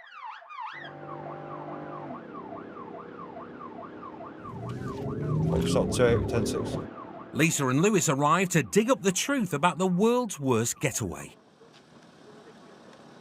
Pal, is this yours, this JCB? Hey? No. No? Whose is it? I don't know, it belongs to... Right, how have you got hold of it? Someone's made me drive it. Who has? Somebody who I'm in debt to. In you in debt? Someone hit me in the side of the head with an hammer the other day. They said I'm a grass. I do earn some money. Oh dear. Where were you taking it to? Over the road into Tesco. Were you? Right. The heavy machinery has been hot-wired, so the interceptors can't move it safely out of the road. I don't know how we're going to get it recovered. I don't know how they do it. Seemingly eager to please, the digger thief makes them an offer they definitely can refuse. You need me to drive it anyway? Oh, yeah. Real. You're going to go with these officers, all right? Oh, God, that wind's horrible. It's biting, Duck, isn't it? It's chilly out, but the driver has plenty of layers on. And they're not thermals. Stab-proof vest? Yeah, stab-proof vest. Are you off your head on something? No. What's this here? Hey? What's the wrong here? Oh, it's in your pockets down here? No? Nothing. How come you got stab-proof vest on? You going to war or something? Okay, mate, jump in then. The only place he's going is the Nick. A bit faster than 3 miles an hour. You're under arrest for theft of motor vehicle, dangerous driving, failing to stop for police, and no insurance. And the offences keep rolling in. It's this squad. Driving, this squad drive? Yeah. Oh, mate, you got a full shebang. Bro. All right, nice one. We've arrived, obviously, when cops have detained him, but he's saying that somebody's made him nick it. He's got full stab vest on, ski mask, everything. It's just odd. Odd. The stab-proof kid dug himself a big hole. He was convicted of stealing the JCB and failing to stop. He received a 7-day suspended prison sentence and was banned from driving for 6 months. Still to come.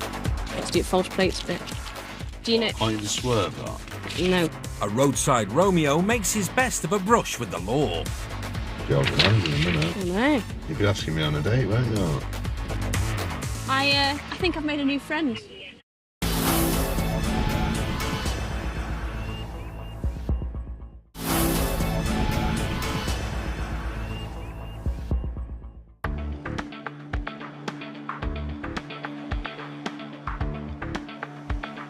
Interceptors are always on the lookout for cars using false plates, but to flush them out, they often rely on information from the public. A lot of the time that the number plate cloning comes to light is that people have the number plate stolen. They will get random speeding tickets through that aren't for where they live, or they get parking tickets through, bus lane camera tickets, and they think, hang on a minute, I've never been to Nottingham, I live in Cornwall, or I live in the north of Scotland.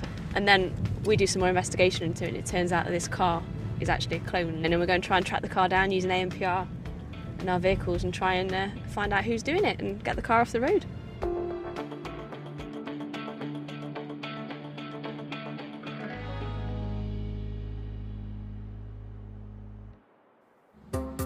Another dynamic duo who've also set their sights on fighting the attack of the cloned cars are Katie and her sergeant Matt Reddington. Right, log on. ANPR. Yeah. Right, we're in. We're in ANPR. Matt's laptop is linked to traffic cameras across the county. It's not long until they get a hit. This VRM in use on another vehicle, same description but older model, caught on speed camera knots. Coming towards Nottingham, yeah. So there's a van that's activated the cameras that's potentially on false plates. It's inbound towards the city, so hopefully we'll be able to cut it off because we're not too far from the camera.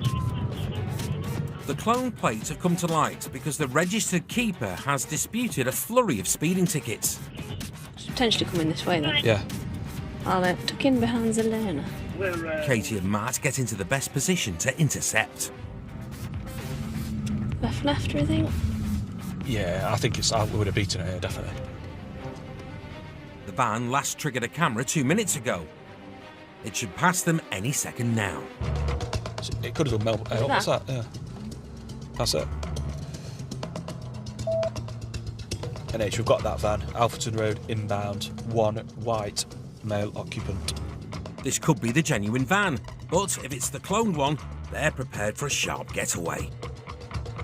We're now directly behind the vehicle, still Alfreton Road, inbound. Time to see if it's the real McCoy. Right, we'll go for a stop. Yeah, received. We'll go for a stop now. A flash of the blues. Got near side indication. And white van man pulls up as good as gold. Not the sign of an iffy driver. Might be the genuine. You're right, pal. This van, very similar description.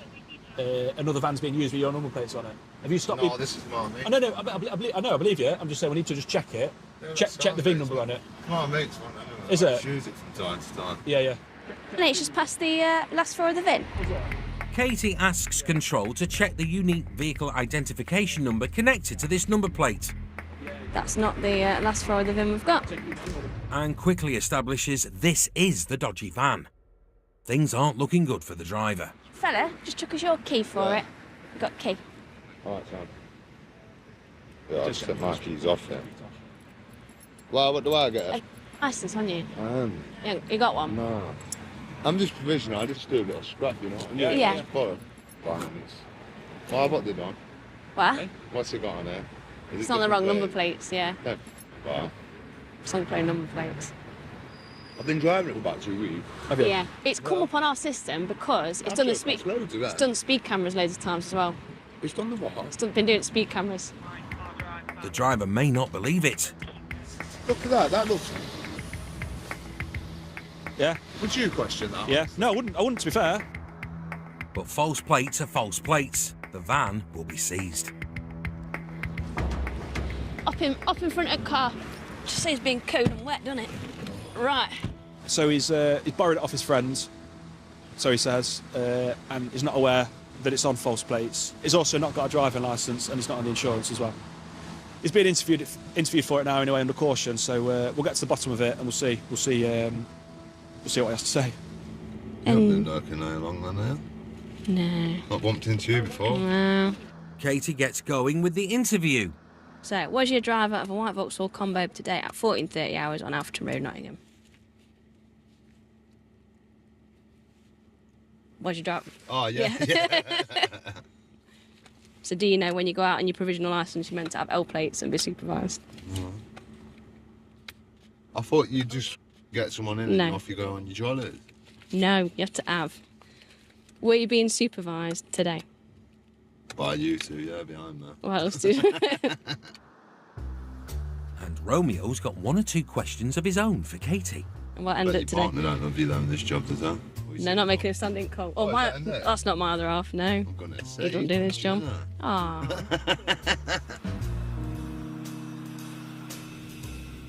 They say flattery can get you everywhere, but it won't get you off. No, hold on. I've got to do false plates bit.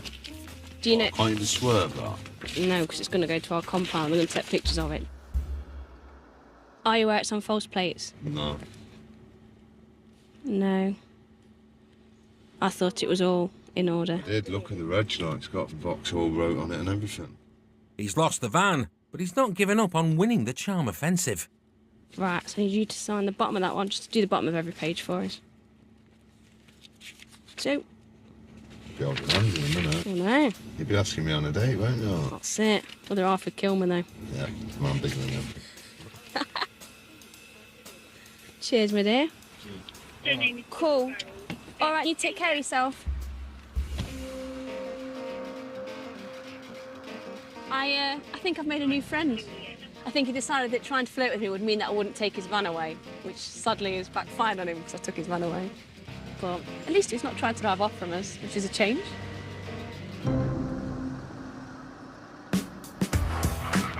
The driver was summoned to court for driving whilst disqualified, driving without insurance, and fraudulently using a vehicle registration mark. But the case was discontinued at court. Catch new police interceptors next week at 8 or stream more now on My5. Barry from EastEnders gets his wellies and flat cap on, ready for brand new celebs on the farms, starting over on MTV next. Whilst next on Channel 5, a patient under police arrest isn't making life easy on the night shift in new A&E After Dark.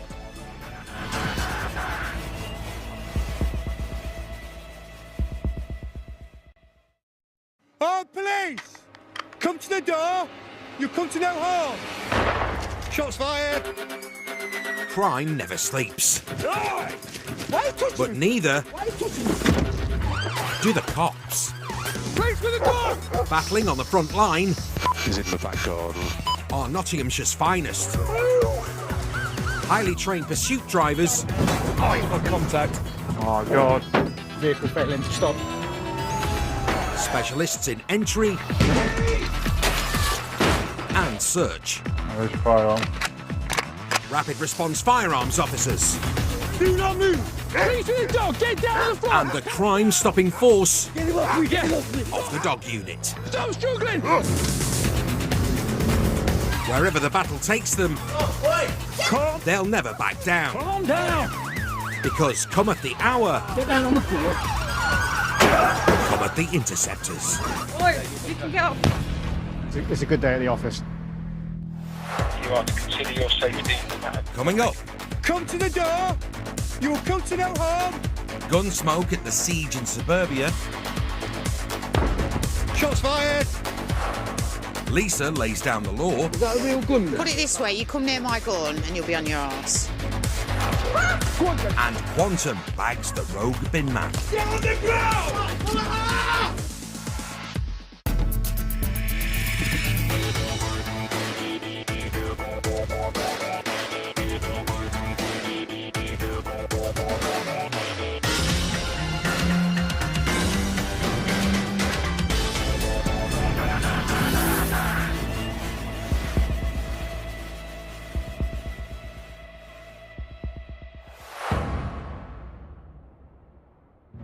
There are more than 6,000 firearms officers in the UK.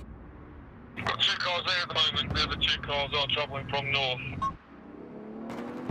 In an average year, they discharge weapons at just 8 incidents. But when the call goes out, they all know this could be one of them. It's an absolute last resort, but ultimately, yeah, we might have to pull the trigger and it might happen.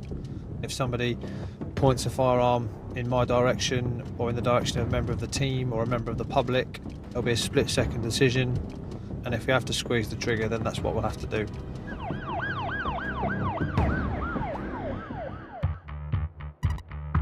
Yeah, it's moving up. It's early evening in the Nottingham suburbs. Interceptors Bruce Arnold and Lewis Marshall are racing to rendezvous with fellow firearms officers after reports of a man threatening to kill himself.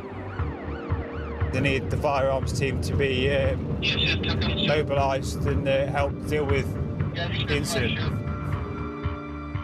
The suspect is in a fragile state of mind and has released disturbing images of his home. But the photo they're working from is the very large kitchen knife, the alcohol, the pills, the machete, and the weapon that's in the box. There appear to be numerous weapons at the property, including some form of firearm. I believe that the criteria for deployment of AFOs is met in order for officers to protect themselves and other members of the public from a person that is otherwise so dangerous and also is in possession of a firearm. Control have given them the nod to advance. All right, everyone happy? And we're trying to find this. Yep. OFC And with eyes in the sky airborne, the interceptors roll out. We're just going to go and get the address contained as best we can without being too obvious that we're there. Lewis has had 13 years on the force and is one of the best shots in the unit. He likes a country stroll, but tonight will be no walk in the park. Just approaching the address. It's up here, it's up here, it's up here. Oh, there it is, got it, yeah. I'll stop. Yeah, it's behind that house, isn't it? Yeah. The plan is to contain the address from a distance to avoid spooking the suspect, while negotiators communicate with him by phone. We've got a drone cover in the air, so if anything does happen, we have got a heads up with the drone. Advantages of the drones to the helicopter is they're a lot more discreet. There's been no sign of the suspect, and negotiators have been unable to contact him. Can I ask you to move? There is no reply on the phone at the moment. A message has been left. Concerns are mounting. As night draws in, they may be forced to break cover. If the subject is to come out of the address, then you are to consider your safety and that of the public, and you're to look for suitable escape routes.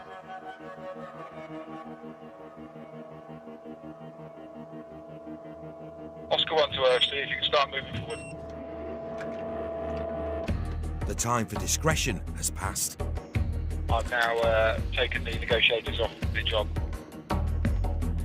Tracked by the drone, firearms officers surround the house. Yep, come on. Anyone inside can't fail to be aware of their presence. I think I may have saw something, but I can't remember. It might have been something shadowing outside, that's all. But I did see something move, whether it was inside or outside, can't tell you.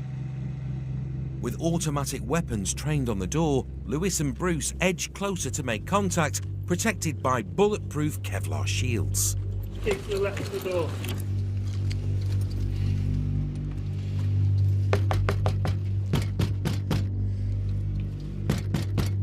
Mr. Police, come to the door. Come to no harm. Retreat back. Black left. Nothing. No contact made. The white door is secure, it's locked. Someone's there. It's the police fella. You alright, mate? Fine. Come to the door. There's mate. At least they know he's alive. It looked like he just woke up. Oh, police! Come to the door. You'll come to no harm. Just want to make sure that you're alright. If you can hear me, come to the door. You will come to no harm, and somebody will help you. The door's opening. Just come to the door. We can talk to you. We can get you some help if you need some help. We're not here to hurt you, mate. We just want to make sure that you're all right. He hardly looks a threat, but interceptors don't take suspects at face value. Walk out front. No one's going to get hurt. Everything's fine. Nobody's going to get hurt today. Go away. We still need to have a chat with him. We still need to have a chat with you, mate, and then we can sort it out, can't we? We don't want this to drag on and turn into something that it doesn't need to be. Door's shut. He's not locked it, though. No, I don't think he's locked it. It's a chance to storm the property before he can harm himself or others. But he's back at the door. We hopefully will later, but we need to do our job properly. Shots fired.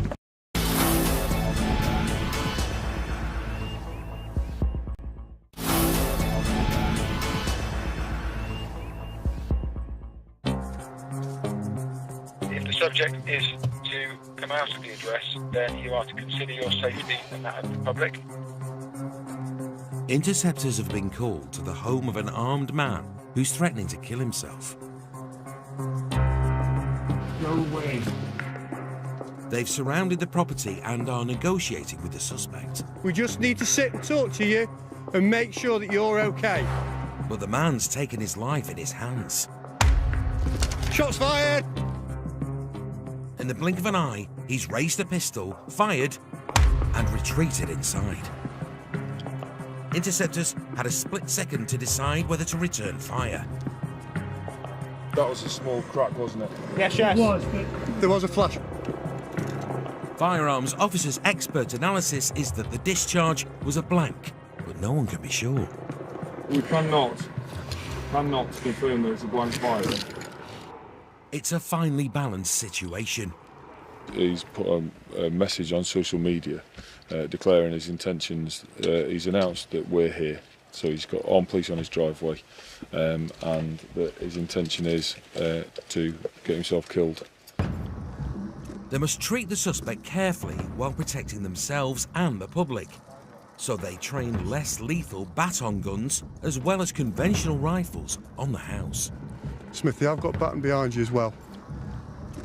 Baton guns fire plastic rounds that can drop a man at 25 metres but spare him serious injury. I've got baton gun on this side of the car.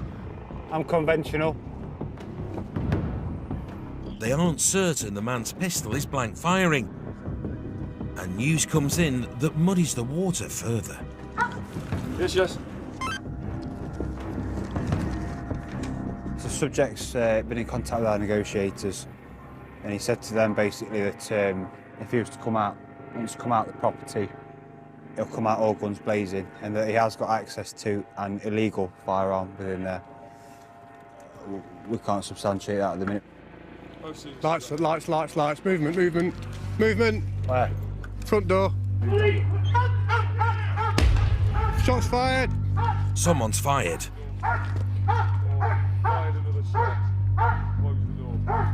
The suspect has discharged his pistol again and vanished. Lit by an ominous full moon, the siege enters its 5th hour as reinforcements arrive. Kano and Norgie they take over from Paul Charlesworth. Including interceptor Dan Machin. You all right, boss? All right, mate. It's been a long night and tension is running high as the suspect opens the door for a 3rd time. Armed with a roll of Andrex. Just shut that toilet roll behind you. He surrendered. I need that because you'll put me in a cell with that copy paper. Yes, you are. Put your hands up, mate. Stay where you are just for a second. He appears to be unarmed, unharmed and completely compliant. Put your hands up where they can see you. Don't have to tell you what to do. But the cops are taking no chances. Turn around, put your hands in the small of the back, keep them there, we'll move forward and handcuff you. Do you understand? Yeah. He's got taser. Twin tasers light him up. Coming forward now. Don't make any sudden movements. Stay right there for me. Right. And he's nicked. Subject secure. Thank you. Sorry, mate. Come and talk to you. While the suspect is taken away to get help, Yeah, 2 officers entering the property now. Dan and fellow firearms officers move in to secure the property. Now, there's your firearm. We're not going to examine it now, but it does look like a blank fire. You can see on the side of the box it's 8mm blank.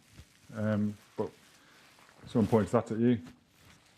You can't tell from first glance if it's genuine or not, and we've got to take it as genuine until we know otherwise. Guns and knives aside, Yeah, sharp, small dagger. this couldn't look more like an innocent slice of suburbia, complete with solarium. Oh, there you go. And potting shed. Yes, we've got a big grow. Or pot shed, to be more precise. We've got about 30 plants, small. It's a very professional setup. It's a prime example of what goes on behind closed doors and what you don't know. Is we thought, on the face of it, he was a upstanding, good member of society, never been in bother with the police before. Nice house, family, kids, wife. Not the sort you'd expect to do this. Shots fired! That's the first time that's happened to me, an incident where someone has fired a weapon. The bang, the flash, a wee bit scared when it went off, yeah. And anyone would be. It was quite hairy, even though it was a blank firer.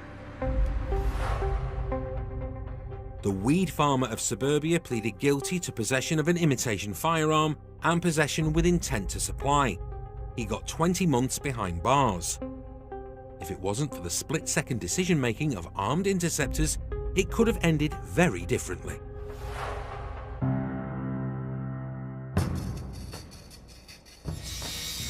Life moves pretty fast when you're an interceptor. Please! Stay where you are! Stand still! Please! But everyone deserves a tea break.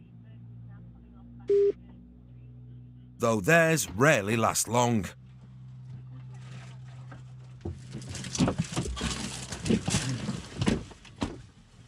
Oh, Cheers. Rob's got coffee. Dan's got a bag of salt and vinegar chipsticks. But duty calls. 5-2. What's it done? Oh, stopping. Is that it? An uninsured Citroen has failed to stop. And there it goes. That's it, that's it. Go on, go on, go on. Hold on to your lattes. We have liftoff.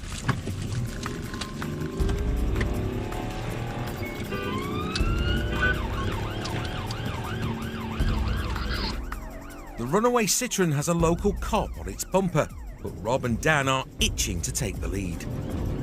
152, we are second in the stick behind the response vehicle. If they are listening, can they disengage and we'll take over? Dan's trained in everything from anti-ambush driving to close protection firearms. He's an all-action interceptor who leads from the front. 152, we are second in the stick. Vehicle in front, do you want to pull in and let's resume? Leaving the local unit to take up a tactical position. Yeah, he's got him.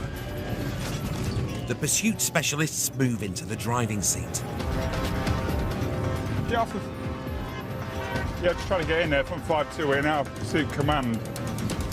Ground subject vehicle, agree with all the pursuit considerations so far. Ready ATS, it is a right onto London Road. Speed is 25, it is low risk. 300 horsepower X5 versus 100 horsepower Saxo. Place your bets, folks. Right onto standby. Beaver Road. Speed 30, approaching the junction. It is a left. Low field lane. Advanced driver, super vehicle, T-Pack and Stinger. Again, a further left, it's within the estate. It's Manners Road. Approaching the main road, a further left. The driver's doing laps of an estate. Pushing green ATS. So but it is a right onto. And coffee's going cold. Occupant is a adult white male aged approximately 40 years. He's taking big risks. Continuing comms, it is a contact. And may have clipped an oncoming car. May have been a bit of contact with a black BMW, didn't get the red, but we're on Pinfold Lane approaching Main Street again. The runaway's now on his 5th circuit of the estate, and Rob thinks he knows why. I think this might be looking for a decoy. The driver may be planning to bail out. If he lives that long. Indicating right, the Saxo swerves left, right in front of a passing car. The driver's gambling with his life. It is going at high risk through the red ATS. No deviation, it is straight on onto continuation of Main Street. And with all this red light roulette, ATS straight through, it's on high risk. They've got to get him stopped. John, you got some unit behind you. Ready for decamp.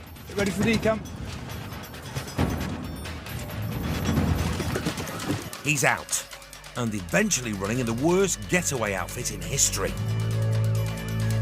Rob's out of the blocks too, but makes way for German Shepherd Quantum. Go on, Jem. In here. Go on, Jem. The suspect's fled towards some flats, but is he inside or out? He's there! Get on the ground! He won't get down. Get on the ground! Big mistake. Get on the floor! Get on the floor! Get on the floor! Get on the floor! Get on the floor! Get your dog off then, please. Please, it's biting me on. Yeah, if you stand still, you'll be okay.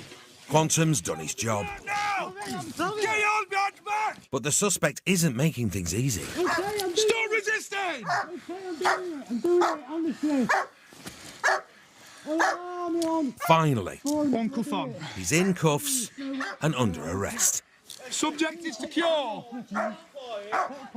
But it's still pandemonium. Hey, go away. I'm sorry. Get inside. Go away. Thanks to local interference. It's all over, yeah? My arm. Mate, can you see what's happening? Go inside. Listen to me. Go inside. Stop making this worse. Yeah, You're making it worse. Relax. It's all over, yeah? Yes. It's all over. It's all over. Yeah. Good work. Peace at last. Chill, yeah? No injuries.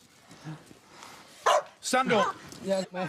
As the high-vis kid lights the way to the car, they still don't know why he took off. What was all that about? I've just bought the car and I didn't know what to do. Honestly, I didn't. You didn't know what to do? You pull over? He says he just bought the car and didn't know how to react to blue lights. Honestly, I'm sorry.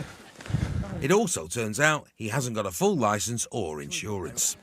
Mate, listen to me. The cuffs are going to come off so we can have a look at your arm. Yes, honestly. There's more cops here and a dog. No, The- I'm not the- gonna shake do stick out. nothing, I just didn't know Don't try it. I've only just bought the car and I didn't know what to do. This to you because the way you've driven. Yes, I know. I just didn't know what to do.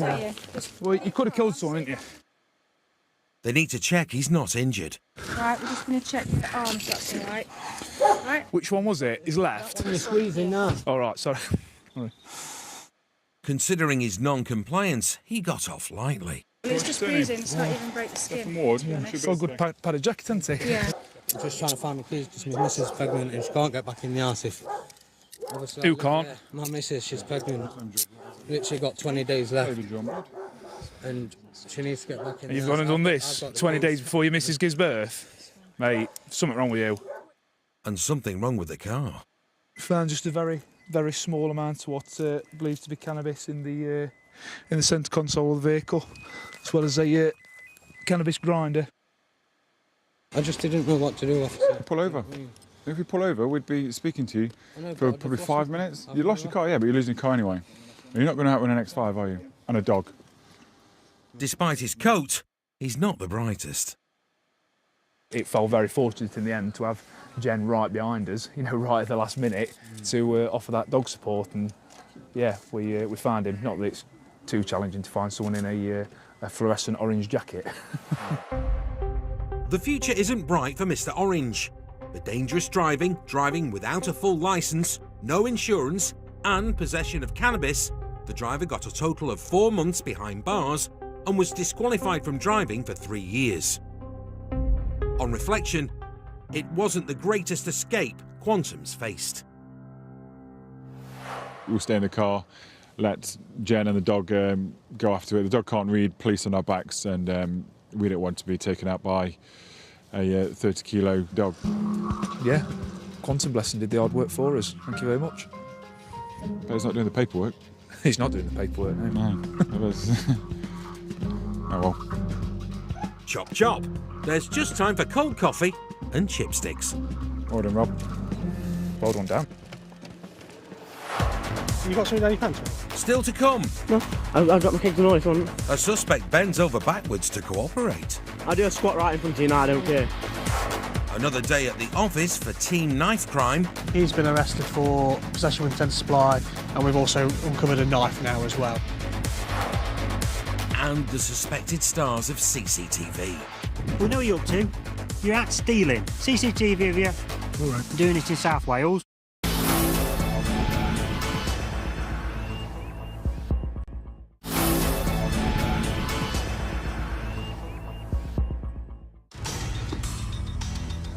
Nottinghamshire was the first force outside London with a dedicated knife crime team. These are designed for one thing and one thing only, and that's putting the fear of God into someone, I think. They focused not just on knife crime, but on the crimes that trigger it.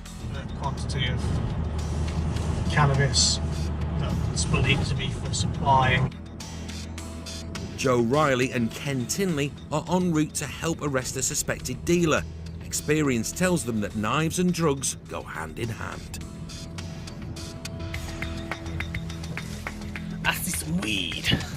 The suspect was stopped because intelligence linked his car to drugs. Oh, beautiful.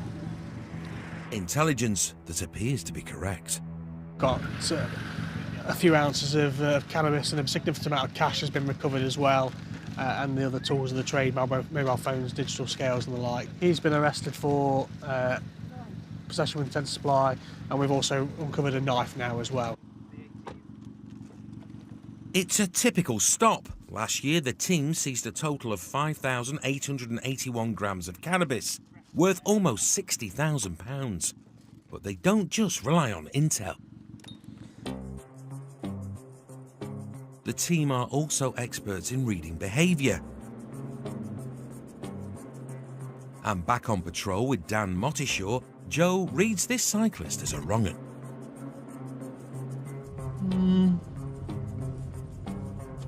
It's still cycling this way.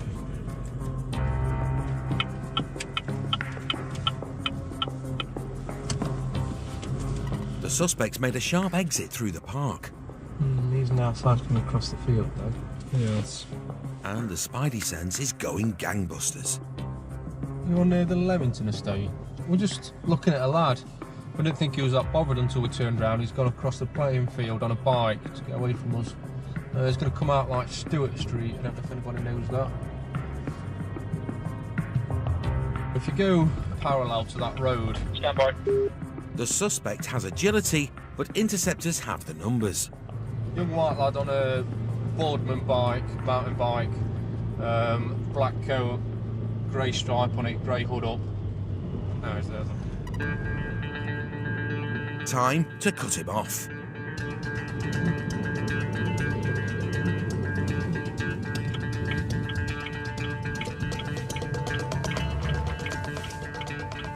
Come down there.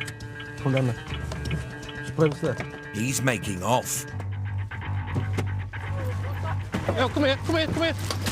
Leaving Joe to go man v bike, Dan moves to cut off his escape.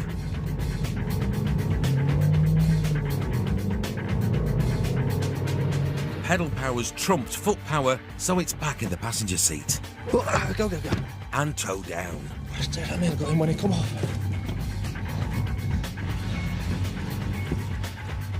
It's gonna go to. Ken's got in front of them in a car ahead. Yeah. How's that come out? I don't know, mate.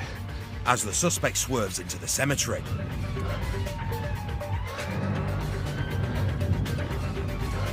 Grave error. Yeah, stuck in here now. May he rest in cuffs. I don't know what you're chasing me for. Stop and you can find out, don't you? You've been detained for a search, mate, all right? Yeah, of course. With interceptors' help, the cyclist rises from the grave. You know what I mean? You got something on you shouldn't have? What? You got something you shouldn't have? Yeah, a little bit of weed in this one pocket. Is that why you didn't stop for, is it? Yeah, a zoot's worth. I mean, then honestly... He's coughed up to carrying a smidgen of cannabis, but took big risks for a small amount. Your behaviour is not consistent with somebody who's not doing Yeah, I don't mind. You can search me. If you insist. It's not in the inside pocket. Inside, that's a... Yeah, there's someone in there. Someone in there, is there? Yeah. Was it worth it over a zoo? I thought you were going to knock me off my bike. Who was? It's you. I was so scared you got me. Blue lights telling you to stop. When police put on their blue lights or point to you and say stop, it means stop. It doesn't mean ignore us. An initial search turns up just a few grams of weed. It's not even enough to be arrested for, I know that. No, it's not. It's not, is it? All that for that, eh? Yeah. The full search may take a while. How many bottoms you got on, mate? Yeah, I'll take them off. I've got 4 on. 4 bottoms. 4 pairs of bottoms. And underneath the team's 4th layer, a 5th. You got something down your pants, mate? No, I've got my kids and all if you want. I'll do a squat right in front of you now, I don't care. Thanks, but we'll pass. He's offered up a tiny bit of cannabis. Literally, that is everything that they offered up. But people normally do offer up a little bit, try and put us off the scent. Drugs are Joe's pet peeve. As part of the knife crime team, he's at the sharp end of the war against them. He knows all the tricks. What's that? And he's called this one right. Personal use. Well, what is it? What is it? What? What is it? One dart. Heroin. One dart? Yeah, I forgot I had that on me. Oh, right. You don't... He seems desperate to drop his trousers. Yeah, I'll just say I'll strip for you, didn't I? No, it's fine. Yeah, if you want to start putting my trousers down. Yeah. We're not doing it here, mate. Yeah, no need to frighten the dead. That's what we're going to be looking at. Well, I don't mind, but I'll do it here. We can't do it here, mate. That's all right, mate.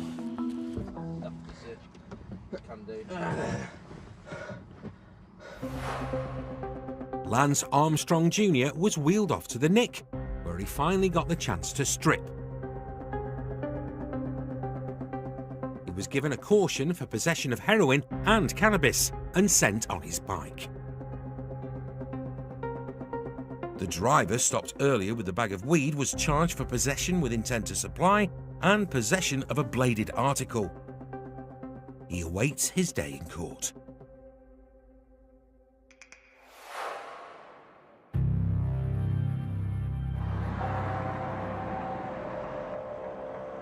Nottinghamshire interceptors police more than 800 square miles, but they'll happily bag bad guys from further afield. Criminals do make the assumption that if they commit a crime in one area and go into a different county, that they're going to remain undetected by that police force. Definitely not the case anymore. We've got great use of a national ANPR network, got police national computer, so you really can't hide by going across county anymore.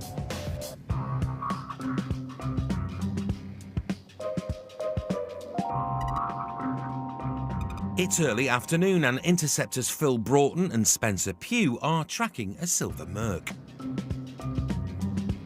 This vehicle is wanted for a shop theft at Pontypridd. The car from Birmingham has been pinging ANPR cameras all over Derbyshire, South Wales and now Notts Interceptors patch. No, so it'd be coming down here. Yeah. Its occupants matched the description of a group of teenagers suspected of shoplifting. Oh, I see it. And there they are. Just gone offside with it, Diamond Avenue at Kirkby.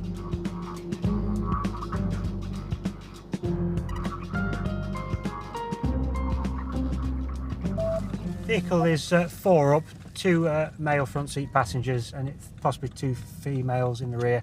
It's reversing into a car parking space. We're going to go for a block once it's in position. Phil is an advanced driver and a master of T-Pack. He planned to wait for backup in order to box the suspects in. It's in position now. But by reversing into a space, they've done 3/4 of the job for him. As they say in Pontypridd, tidy. Now, chap, just pass your car keys.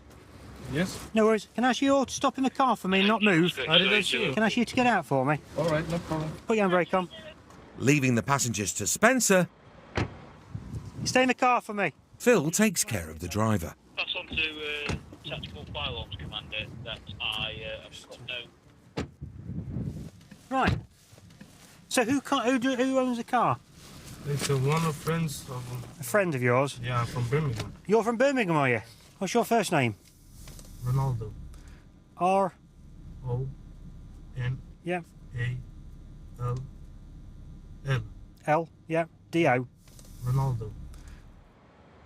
You know, if you're going to be lying to the police, it turns a minor traffic offence into something more serious.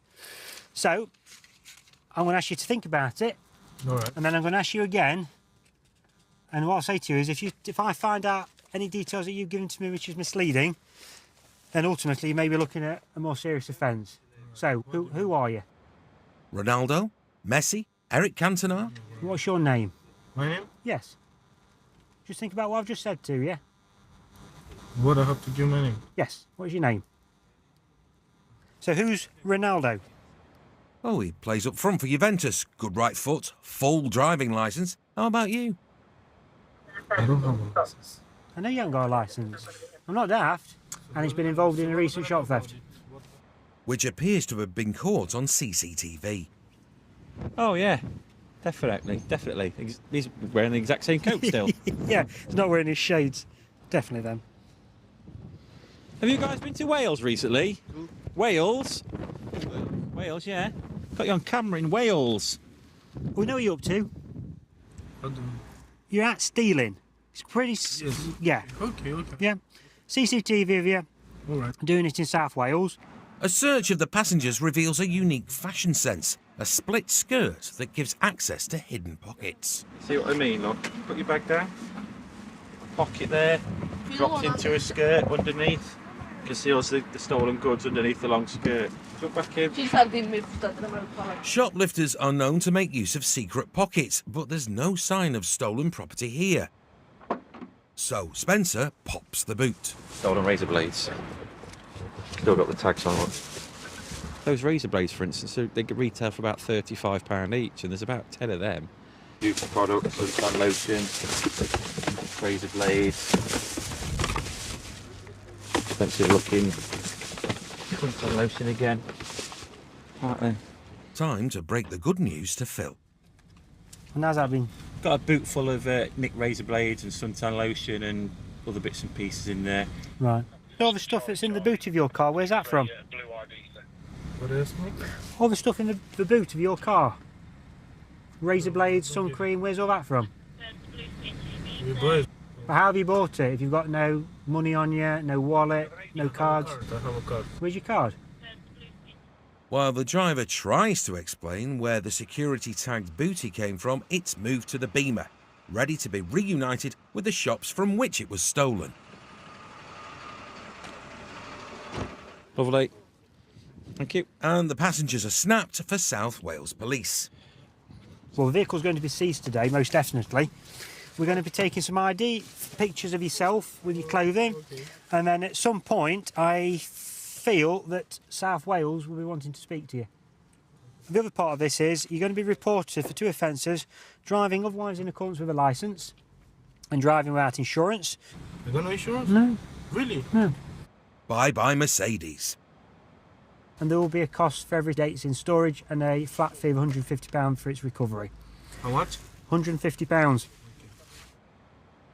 If after 14 days the vehicle's not been recovered, it will be disposed of, i.e. crushed. All right. A final photo shoot for the artist formerly known as Ronaldo. Cool. Thank you very much. And the Birmingham Four are free to make their way back to Brum. Train station is that way to get to Nottingham, and then obviously you'll have to get yourself to... They head off, tails and secret bloomers between their legs. I've not seen that before, where you've got sort of a fake pocket underneath the skirt where you can put items and disguise it, but that's so they can walk around the shop picking items up and just putting them in. The teenagers travelling with a boot full of razors and sun cream were reported to South Wales Police, but no further action was taken regarding any alleged theft. The driver did, however, plead guilty to driving without a full licence and driving with no insurance. He got a £660 fine and 6 points. Still to come. He's brushing his teeth.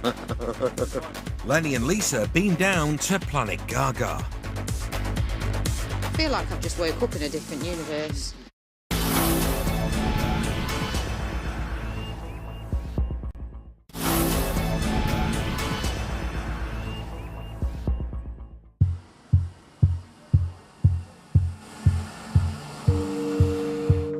It's a slow night for Lisa and Lenny.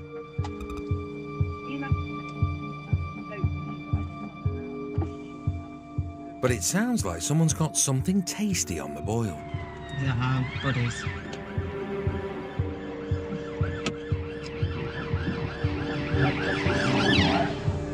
Jesus. No high-speed pursuit for Lisa and Lenny. They get the booby prize. Helping to stop an unexciting, uninsured Nissan Micra. Full.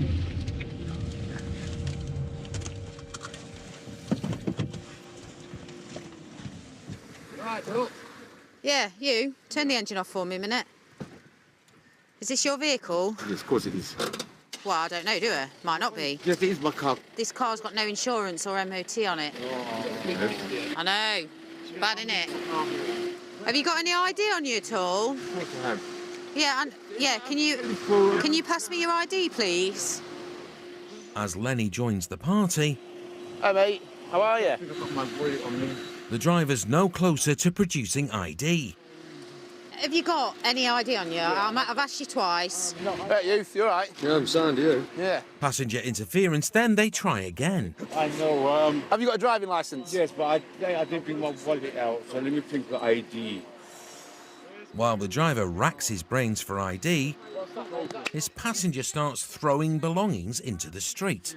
Right, don't touch me. Sorry, oh my God. You come here. Do you want to put that on the path? Because this car's coming, mate. I know, I'm just thinking of your safety, all right? Yeah. Leaving the driver to Lenny, Lisa takes care of his 2 passengers. Don't think this vehicle's going any further. All right? I'd say get your coat on and get sorted. No, I answered. Turfing out the occupants reveals that there may be a couple of things missing from the 8:15 to Birmingham New Street. First class covers on the seat. There's nothing first class about that vehicle. I've never seen that in my policing career. You ain't seen nothing yet. He's brushing his teeth. The passengers taking the chance to indulge in some midnight dental hygiene. I feel like I've just woke up in a different universe. It's scary now. Yeah, what? What? Haven't you seen a man brush his teeth before? Oi, calm down, fella. Wanna watch it? Watching us, aren't they? Yeah. It's just beyond bizarre. The Bazaar-mobile is being seized and the driver needs to empty it of his extensive belongings. Godfather in the back, good film that. But it seems to have refilled with people. Can I just ask why you're getting back in the car? We need it gone. Anyway, what's happening? No, what's really happening? I have no idea. Keep going, nothing to see. Tommy.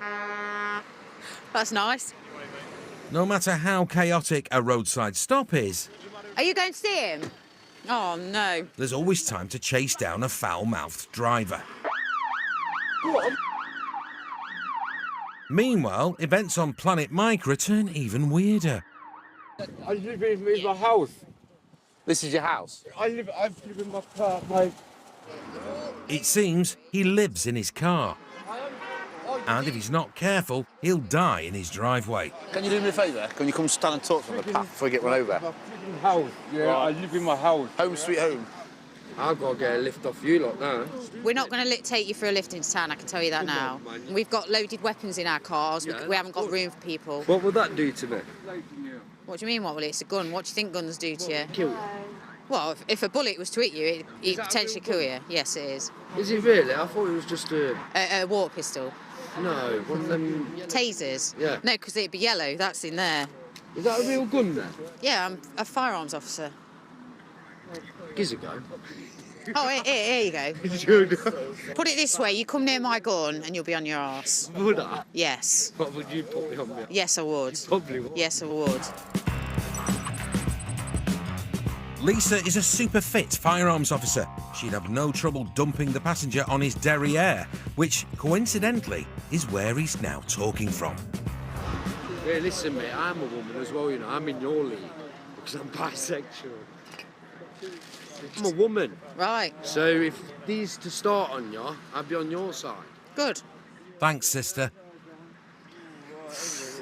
What planet am I on? One where they take forever to empty a car. This car is no longer in the possession of you, it's in the possession of us, so I'm asking you to get out of it. What are you getting back in there for? I'm getting my property. Oh, sweet. Hurry up then. I've never known someone faff about. You're just delaying it now, come on, you're boring me now. What am I delaying? The chocolate, Right, we're taking your car now, you've had long enough. You're going to put it in your pocket? No, I'm going to drive it off. Drive it. Yeah? I can't go do it. I've got rates. Have a good night. Car seized, there's just the matter of the foul-mouthed rubbernecker. James just called up, the guy says he's very, very sorry. Sweet. The man from the Micra was summoned for driving with no insurance and no MOT. He got a £660 fine, a £66 surcharge, 6 points, and a new least favourite number. Meanwhile, Lisa will never forget her trip to a parallel universe. You never know who you're going to meet, and you never know what people are going to do and how they're going to react. And it's different every time. And it never bores me.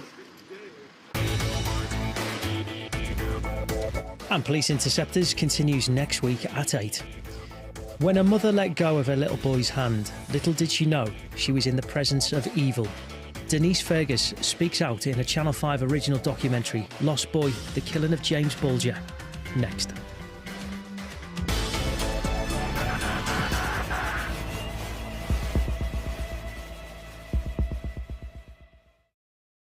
We're all looking forward to a great British summer holiday. Cosy accommodation, celebrity entertainment, and no matter what the weather, smiles all round. The British Spirit, I can't beat it. Get your booking in. I'll be back, baby. Happy Campers The Caravan Park starts Sunday at 8 on Channel 5.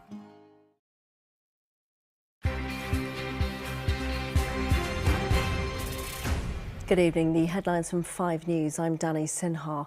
Officers investigating the disappearance of Sarah Everard have found human remains. The 33-year-old was last seen a week ago in London on her way home from a friend's house. The discovery was made in Woodland in Kent. Police have not confirmed any identity and say it may take some considerable time.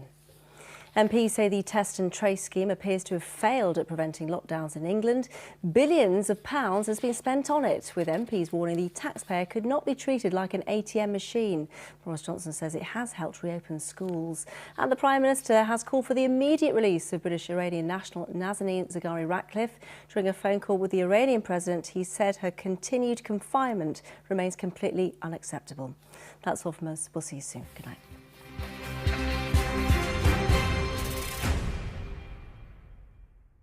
Oh, police! Come to the door! You come to no harm! Shots fired! Crime never sleeps. Why But neither do the cops. Police with a gun! Battling on the front line Is it the back garden?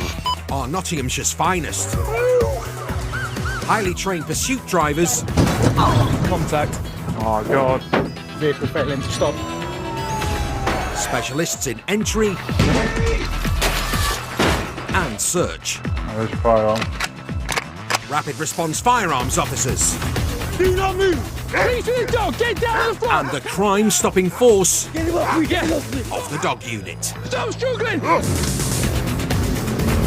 Wherever the battle takes them, they'll never back down. Calm down! Because cometh the hour, Get down on the floor! cometh the interceptors. Oi, you can get up. It's a good day at the office. Coming up, There's intel around the rider for drug dealing. the not-so-great escape.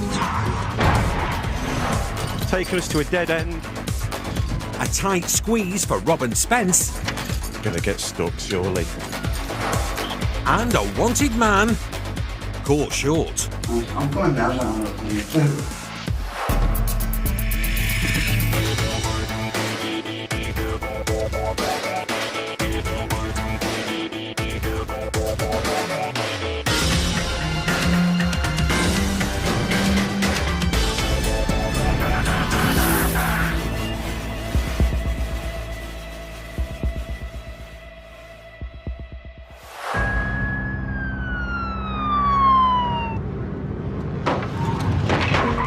Stand by, contact with the subject vehicle. Wrong-uns risk their lives running away from the cops. Oh, shit. And never more so Yes, motorbike, speed 70. than when their getaway vehicle of choice has only 2 wheels.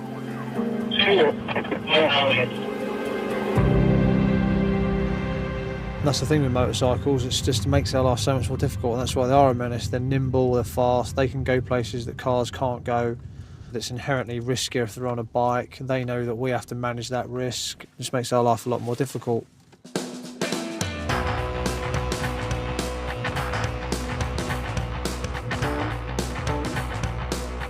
Rolling out for the afternoon shift are interceptors Gav Hall and Dan Mottishaw. They're part of the knife crime team, but it's not blades they're after today. We are in Church Warsop, and We had an intelligence briefing yesterday about drug dealers operating around this area. So we're just in the area seeing if we can see any of those drug dealers. And they don't have to wait long. Yes, we've got him in sight towards us now. There's intel the bloke on the motorbike is dealing drugs, and it looks like he might be carrying. Got a rucksack. A speedy Huey and Gav hatches a plan. Grab him now, yeah? You want him? Can do, yeah. The boys make their introductions. Good, sir. But the suspect's not interested in a meet and greet. Failed to stop. The Honda 125 has the edge from a standstill, but Gav's Volvo XC70 trumps its top end. Got motorbike failing to stop, Church Road from Church Walsall back towards Walsall. It's advanced driver, advanced vehicle, SIPS trained.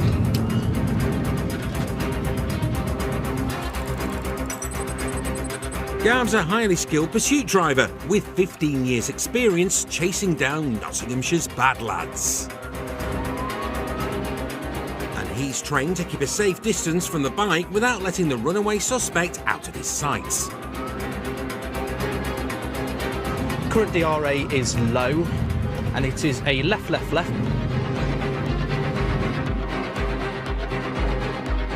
The suspected drug dealer now swaps the tarmac for the pavement. Vehicle's still failing to stop, currently medium risk, and we are right.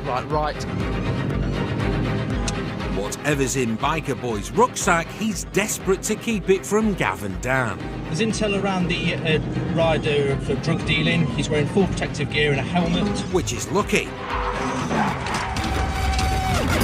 It's a nasty looking crash, but amazingly he's up and off. Gav's hot on his heels, closely followed by Dan. But their stuntman suspect has somehow shaken off his smash to give them the slip. 3110. Smel's gone to ground. Need to get some containment on. It seems he aimed to lose the cop car on the narrow path, and though it looks like a collision, he slammed on the front anchors, narrowly missed the van, but has flipped over the handlebars. They think the lad's gone to ground somewhere on this street. Gav covers the rear while Dan heads round the front. The vehicle is crashed. Come down if you want. Bro, I can have a look. Dan the man is well trained in all the toys: Stinger, performance car and taser. And it's the latter skill set that's about to come in handy. All's quiet in this garden, but next door... Police officer with a taser! Police officer with a taser! Gav's on his way. But it looks like 50,000 volts of persuasion has done the trick. Right, go to my colleague. Go to my colleague. Yeah, mate, I'm coming. Gav, come round to me. Male detained in H. The wheels have come off his day. Right, mate, you're under arrest, mate. Failed to stop. Dangerous driving. Evel Knievel's nicked for his stunt riding, but there's the little matter of suspected drug dealing, and something's missing from this picture. We're just going to search the gardens. He's ditched his rucksack. The hunt is on for the missing rucksack. He's going to that next bit garden he's supposed to come from. If you see anything that doesn't belong to you, don't pick it up, mate, because we might need to just like check it for fingerprints and what have you. But he's possibly ditched a rucksack, so. If they don't find any drugs, they'll never nail him for dealing. When you've seen him, has he had a rucksack on? No, I just seen it. I heard a noise. Yeah. The bin. Yeah. And he jumped up there, then he heard a noise. And then it... Okay, so he's come from that way, has he then? They know his rough route through the back gardens and soon spot his helmet. What did you pass it on? All right. No, if you leave it there, we'll come and grab it, Doc. He's obviously been able to get his motorcycle helmet over there, so his bag's going to be close by. Sherlock Gav to the rescue. You got the bag? Yeah. Sound. The bag's been ditched near to the helmet at the end of a garden. It looks like the lad's been caught red-handed. Got his blood all over it. Yeah, there's all the Load of gear in here. Wonder Wheels will shoulder the blame for a massive bag of weed. Basically, we saw him carrying this bag. There's probably about 40 or 50 deals of cannabis already made up, so the intel that he's dealing cannabis is correct.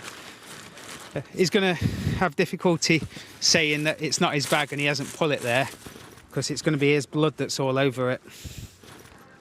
Time to reunite the rucksack with its owner.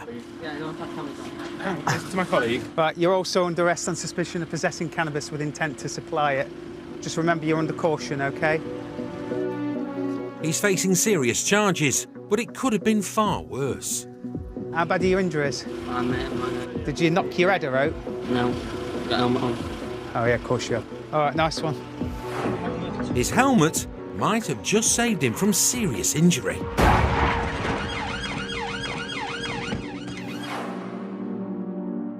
And Wonder Wheels is the gift that keeps on giving. A search of his home turns up yet more evidence. So we did a Section 18 search of the property. We found quite a large quantity of cash. So it's all bundled in sort of like £100. So it's quite a decent amount of cash there. A bit more cannabis. That's been seized just there. And then there's a load more change as well. The suspect's bloods came back over the prescribed limit for cannabis. He was sentenced to 80 hours unpaid work and banned from driving for 20 months. He is still under investigation for possession with intent to supply a Class B drug. Still to come. Which one's that? Which one's that? That's unlocked the... Interceptors hunt a high-risk wanted man one step at a time. Take your time. He's going.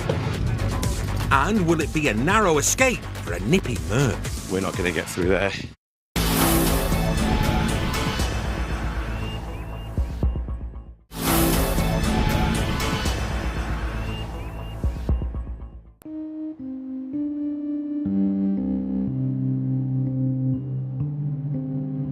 It's estimated in England and Wales there are 2.3 million adults who have experienced domestic abuse in the past year. And during the coronavirus pandemic, calls to the National Domestic Abuse Helpline increased by 65%. Statistically, domestic violence has led to a lot of murders over the years. You know, that's how serious it can get.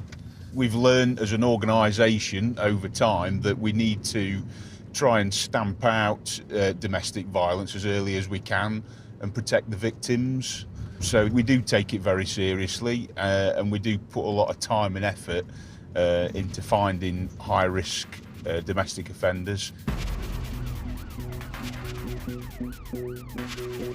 Strap the A60, yeah? Yeah. Interceptors Lewis Marshall and Darren Chalky Chalk have information on the location of a man who belongs behind bars. He's wanted for high-risk domestic offences where I think he's punched a female, burglary and some other bits and bobs. Shockingly, the bloke is suspected of assaulting his pregnant partner, and he's believed to be at her house now. Classed as high risk, so it's definitely one we want to try and get as quick as we can. Lewis likes a shandy, but there are no half measures when it comes to locking up Notts Most Wanted. He's all business in uniform. Smithy will be with you in about a minute. They need to get there fast. Right here. I've banged these off now, only around the corner. 22-10-6.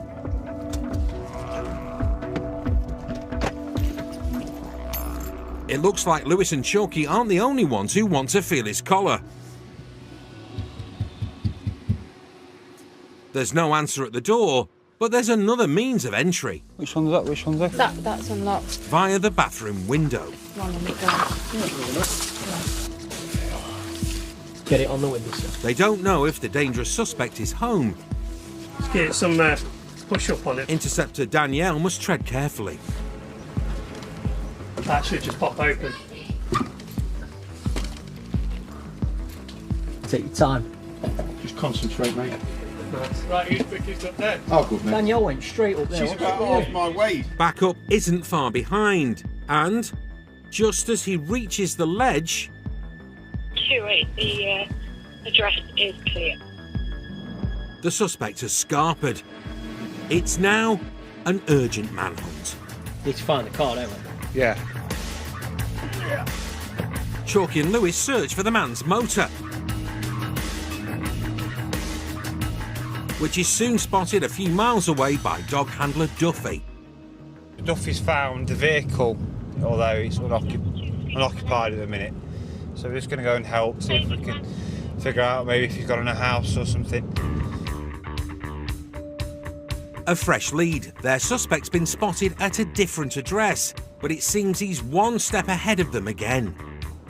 Duffy's window at the back is wide open. Every chance could have jumped out here. 2-2, we're just literally around the corner.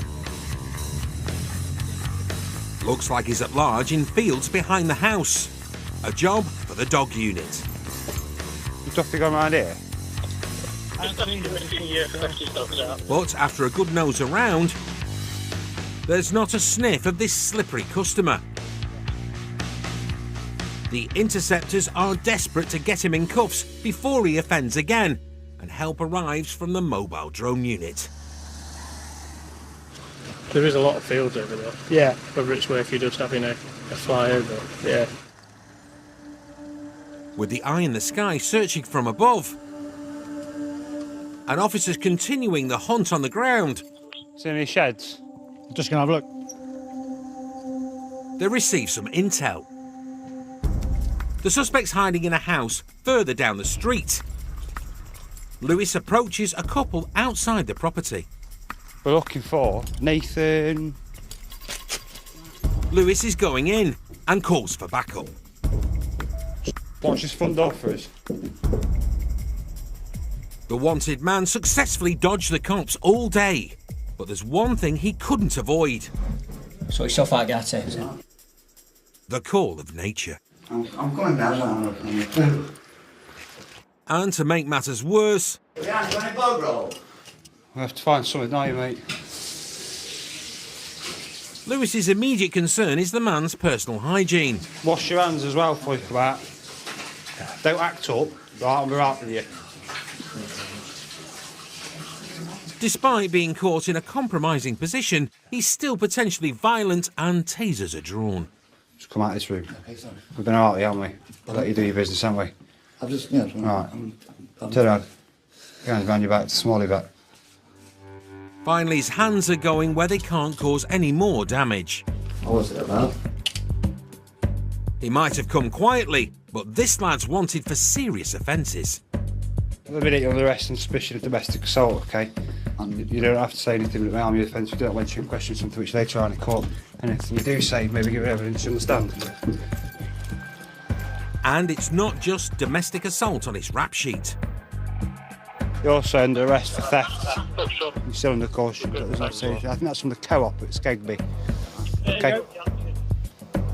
With the locals irate at the eye in the sky, It's going. It's gone. Dickhead. What are you laughing at? it's time to take off. Let's go, man. Let's go. Yeah. We've got a car for him. You're in this black Volvo. A quick debrief. Thanks for help. Right. Where was it? On the toilet. And it's a good job in every sense. Do you understand what you've been arrested for? Why are you here? Yeah, domestic. Yeah, okay, so there's an allegation of ABH. It's taken up a significant amount of police resource, but this bloke is now where he belongs. When you find out that there's an individual who's wanted for a high-risk domestic assault on a pregnant partner, that's what our job's about. They're the sort of individuals that I personally would like to go after, and it's satisfying, isn't it, when you do put the work in and you get the result. So from a personal point of view, yeah, it's a good day at the office. He was found guilty of assault by battery, theft from a shop, and being in breach of his court bail. He received 3 months at Her Majesty's pleasure.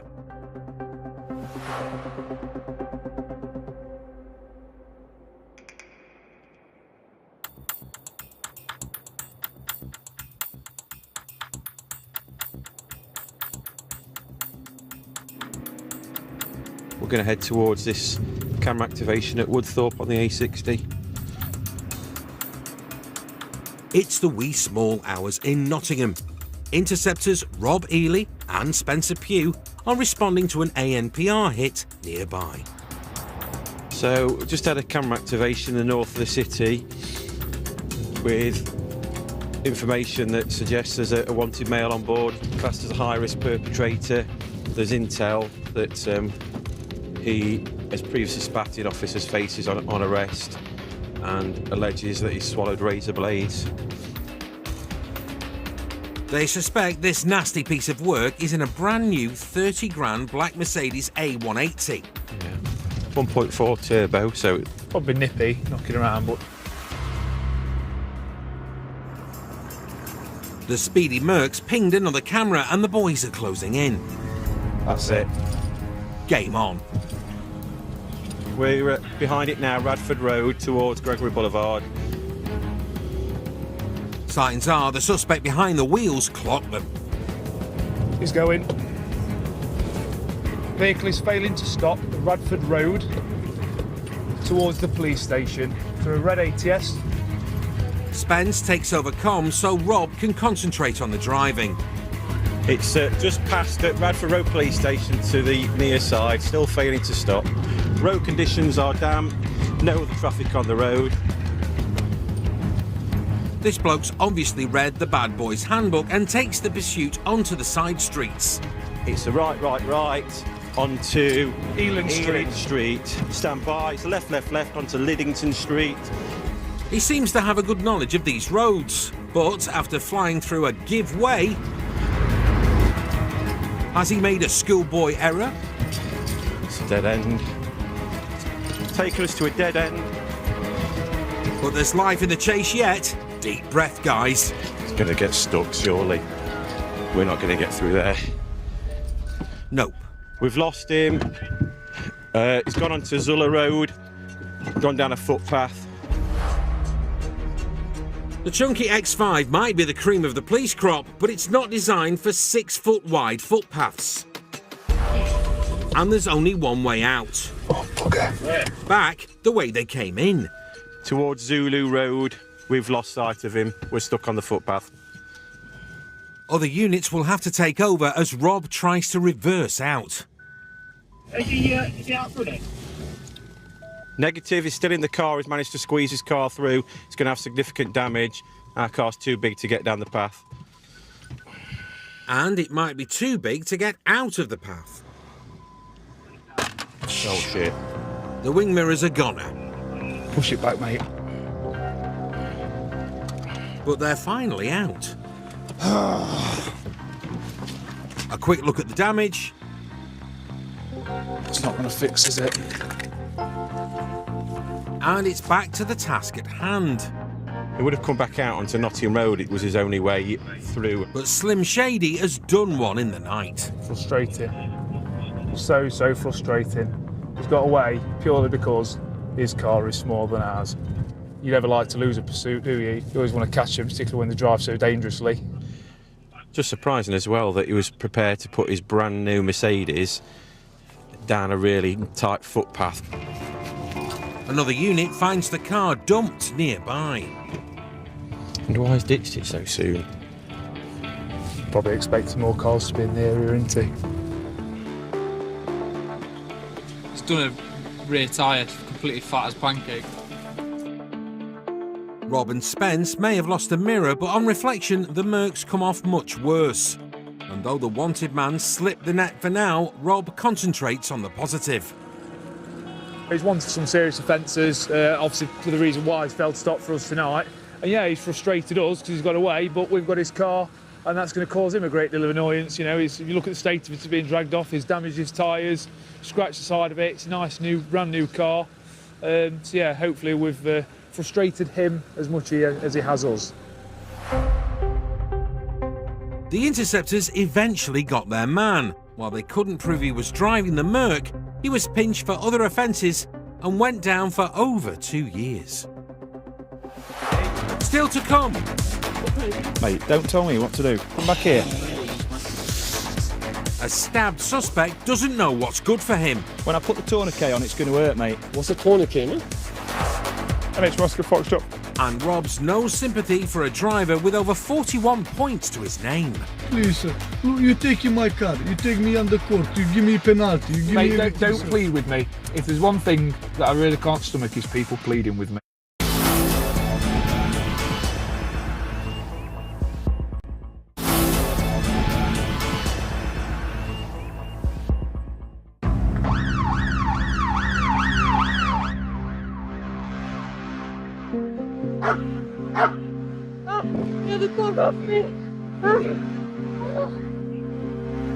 Police work can sometimes be a brutal and bloody business.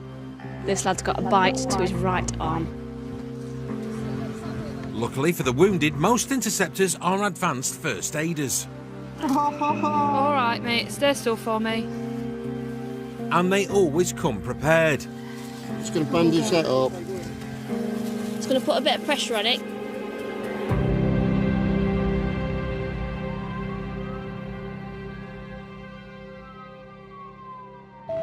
Somebody's been attacked with a baseball bat.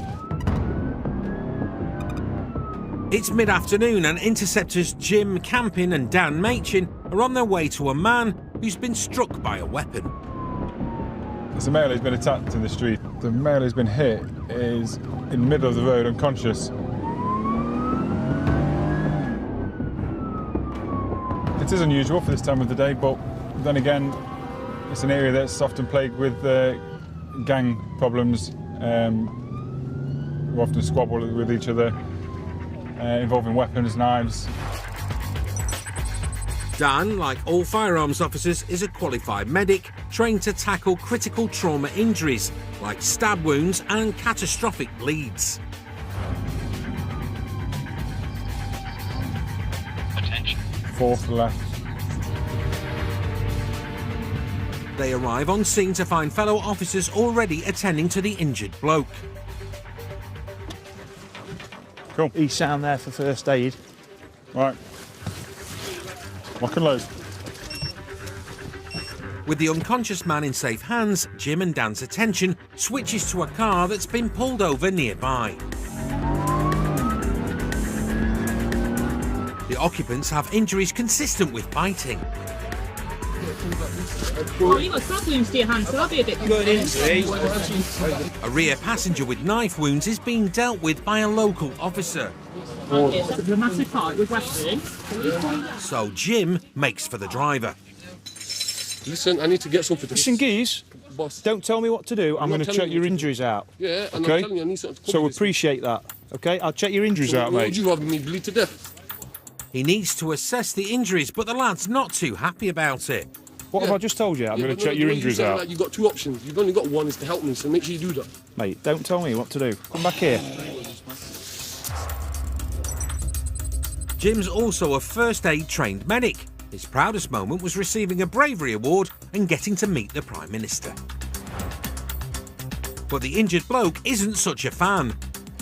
See what you've done there? I've got that on camera still. What's your name? That's fine, mate. I've got everything on camera as well. You don't need it. What's your name? What do you mean I don't need it? Why don't I need your name? Because I'm trying to help you. Can I please get your mate's name? Because he squeezed my bad arm. The gobby lad's been slashed by some kind of blade. Luckily for him, the firearms team's first aid kit includes hemostatic clotting agents, combat dressings and tourniquets. Come on, turn that shit off. Geese, I'm going to squeeze your arm. Why are you squeezing I'm my squeezing your arm because I don't know what the injury is underneath it. Jim needs to stop the bleeding before examining the wound. When I put the tourniquet on, it's going to hurt, mate. What's a tourniquet, man? So it's going to do what I'm doing.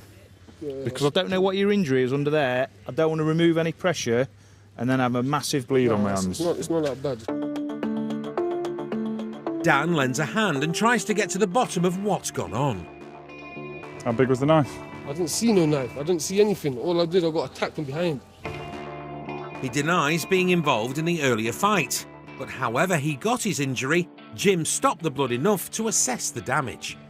You take that off then. Don't move your elbow. Oh, shit. With a gash deep enough to see the elbow bone poking through, the bloke decides it's a good time to get a snap for his socials. Let me get one snap of it. Mate, myself. mate. We're trying to help you here and you're pissing on your phone. I'm not. Who's pissing on? You are. We're trying to sort your wounds out and you're on about getting it on your Facebook. Relax. There'll be no likes for the lad today, and it's curtains for his coat of many colours. Is that my jacket you ripping? Yeah, mate. Yep. Can't just take it off? Nope. No. Please, man. It started, mate. They're ripping my jacket, man. It might be all over for his jacket, but at least his arm can be mended. They don't need stitches, do they? Yeah, that will need stitches, mate, yeah. They'll patch him up before a trip to the hospital. Right, Dan's going to put this on tight. Go on. So it's going to hurt you, but it's going to help it, OK? Yeah, cool. Finally, the boys get some appreciation.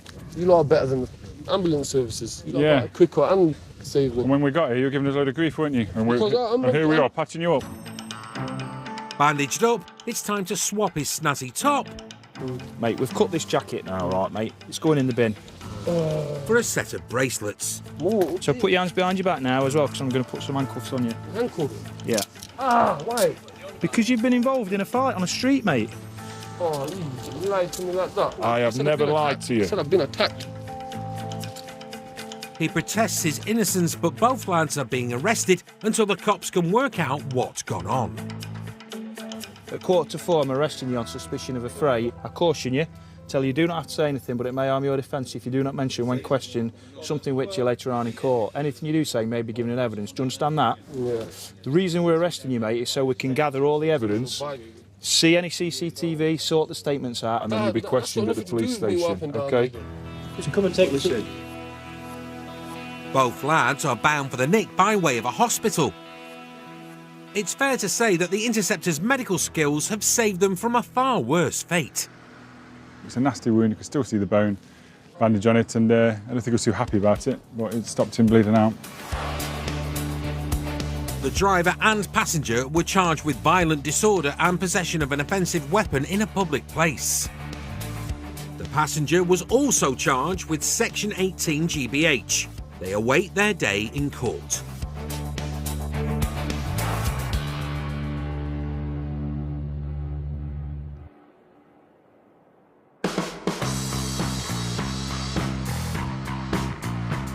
Interceptors are used to people trying to pull the wool over their eyes. You're lying. It's not guess who, you know. It's not guess who. It's dead simple. You're lying. What? But yarns usually unravel when they tug a few threads. You are under arrest on suspicion of burglary. People will always lie as long as they think they can get away with it. It's very, very rarely we're going to take someone's word for it and go, yeah, fair enough, thanks for that, and leave them to it. We're investigators and we're going to get to the bottom of whatever reason we've come into contact with someone. You've just got to bring your A game when you're at work.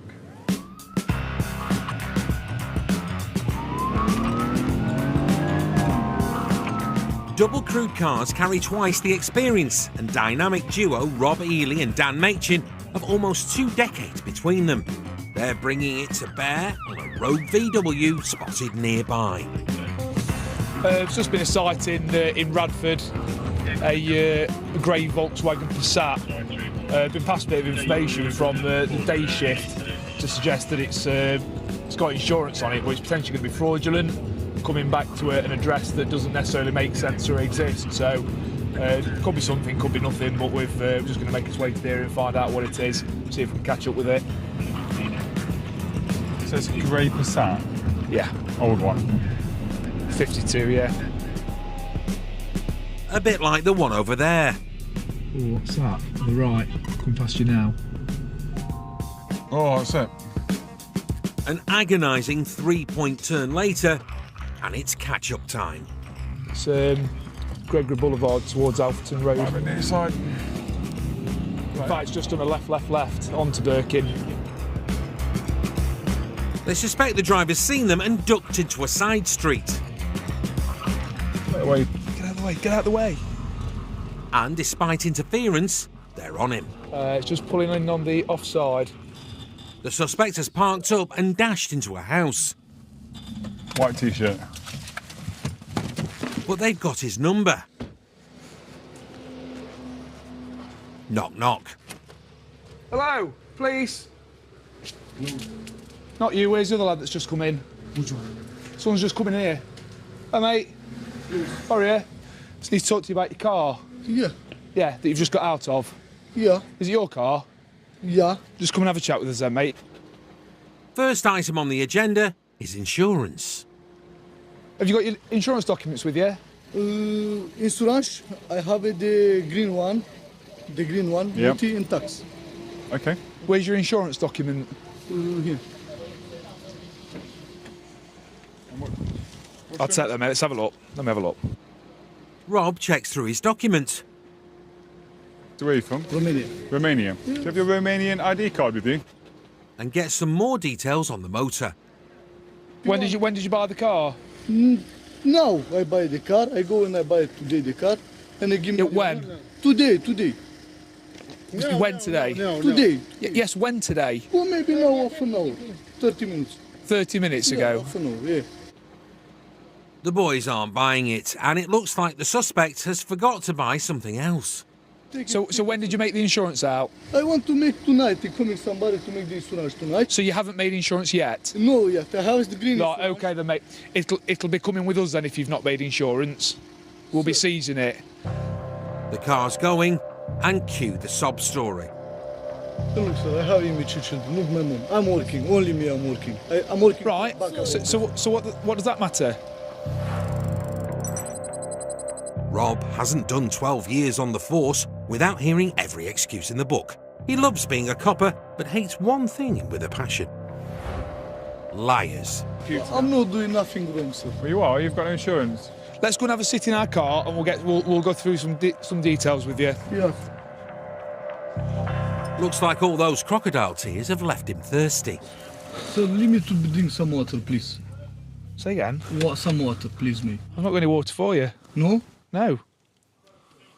Why would I give you my water? No, for you. My house, water. We'll only be 5 minutes, then you go in. Okay. You're not going anywhere. Watergate over, it's down to business. Do you have a licence? I have the yellow one, and I want to apply it now for original license. Here in England. So do you have a UK licence? Oh, L. Learner? L. He claims to be a learner. If you're driving and you're only a learner, you need to have somebody with you? Yeah. You had nobody with you? No, sir. No. I give you passport, no good? But he's about to get properly schooled by Rob. Oh, he's got an expired provisional, is what he's got. Oh. You go then. It says here, record type, expired provisional. Really? Yes. How? The real story begins to emerge. That's because you've got a load of points on your licence, haven't you? Really? I think what you've done, you've had too many offences, so it's expired because you've totted up, so they've taken your licence off you. Oh. You keep driving without insurance, you keep speeding. You've got 15 points. The whiff of porkies is picking up. I think you've had that car longer than you're saying. No, I swear. Look, ask all that people. I think you're lying. I'm not lying with nothing. Exactly what a liar would say. The car's going, mate. Oh. Cue sob story part 2. Please, sir. Look, you take in my car. You take me on the court. You give me penalty. You give me everything, sir. Yeah. You're damn right. Give me one more, me. No, mate, don't plead with me. If there's one thing that I really can't stomach is people pleading with me. I've looked at your history. You've been prosecuted for driving without insurance before. I'm not stupid. Don't sit and plead with me and try and give it the whole I've got kids and I work card, because it doesn't wash with me. And you need to take responsibility for your own actions when you go out and do this. End of discussion.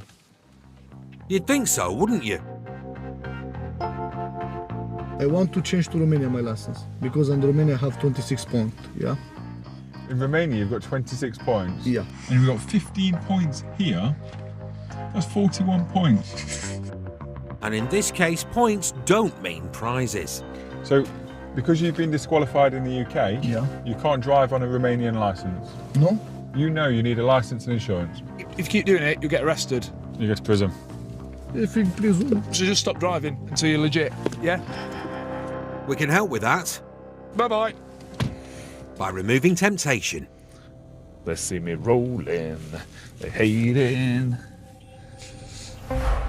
Sad man was found guilty of driving without a valid licence and no insurance. He was fined a total of £260, given 8 more points, and was banned for 12 months. From a driver with 41 points over 2 countries.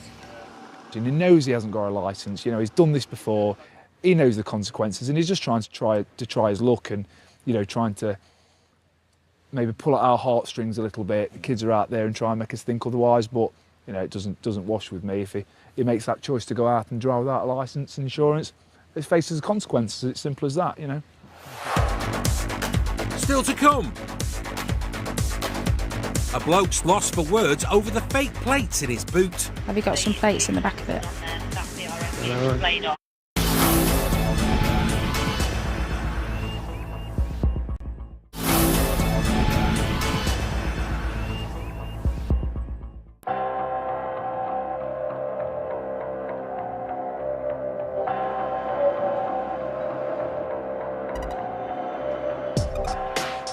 It's late evening in central Nottingham. An Audi has just booted past Interceptor Jenel's in the unmarked Skoda. Bad move. NH Delta 22. Can I have a code 2 please on Queen's Road? Work's all about those little moments of joy. Yeah, S4 registered Tuning. No insurance to view. Oh yes! And this is one of them.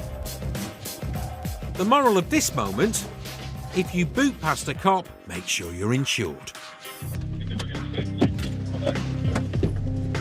So yeah, mate. So he's just come to a natural stop. I'm just speaking to him now. You all right? Yeah. What are you up to? Yeah, I'm just taking these boys home. Oh yeah? Yeah. What are you stopping here for?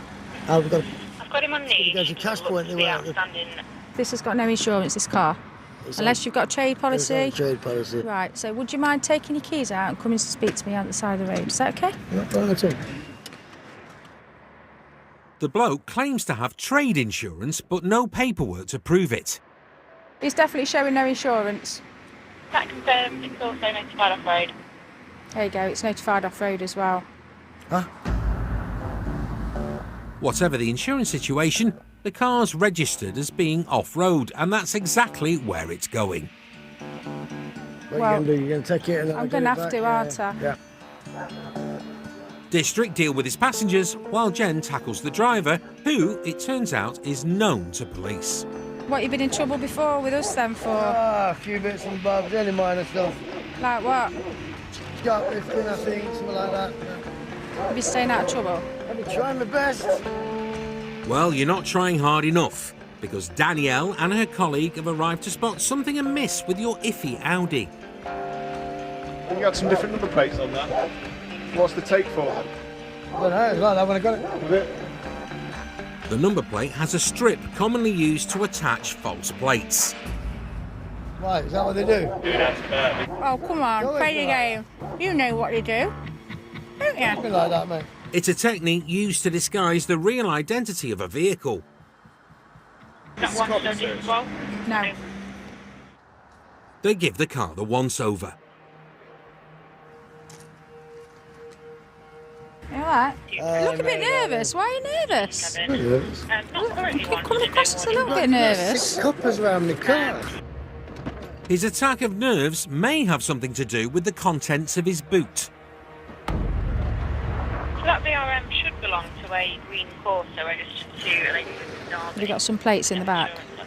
Have you got some plates in the back of it? He denies all knowledge of the plates. What the fun? Huh? What the fun? What do you think? I ain't got a clue, darling. I can't tell you what. It turns out the number plates have been used in crime. What we got? Have you been on another car that's done a bilking? A bilking is when a car makes off from a petrol station without payment. But they'll need more than just plates in a boot to press charges. There's no evidence at the moment, so James is just looking to see if we've got any CCTV pictures of the offenders, basically, to see if we can arrest him. There's strips on the front of that plate which indicate that other registration plates have been stuck to the front of it, which is a bit of a giveaway. They'll need to further investigate the petrol thefts. So, for now, it's a case of seizing the car. You're free to go. You want to get what you need out of your car? Yeah, I will do. It's your lucky day, I think. Okay, it sounds like it. Yes. Right. One last simple task for Jen. I need the keys. What for? So I need to take it. Right. Come on. Or maybe not. Why? What do you give me keys for? Because we need to take the car, don't we? Unleash the power of persuasion. If you don't hand them over, I'm going to lock you up. Right, go on then. Sorted. Don't drive the car. All right, see you later. Ta. The car is seized and it's been a good night's work for Jen and the team. We've got a lot out of it, and we will go and see him at a later date to see potentially what he's got to say about the plates that are in the back of that car that have been involved in theft of petrol from petrol stations. And so yeah, we'll let the officers that are investigating it look at it, and hopefully they'll get some result from it. The suspect was issued with a summons for driving with no insurance. He awaits his day in court. No further action was taken in regards to the bilking. Police interceptors are back new next Wednesday at 8. It's London Irish versus Harlequins this weekend. Catch live Gallagher Premiership Rugby Saturday at 12:15. And tonight, parking the horse-drawn wagon in peace isn't going to be easy as travellers reveal all in Here Come the Gypsies. Brand new next.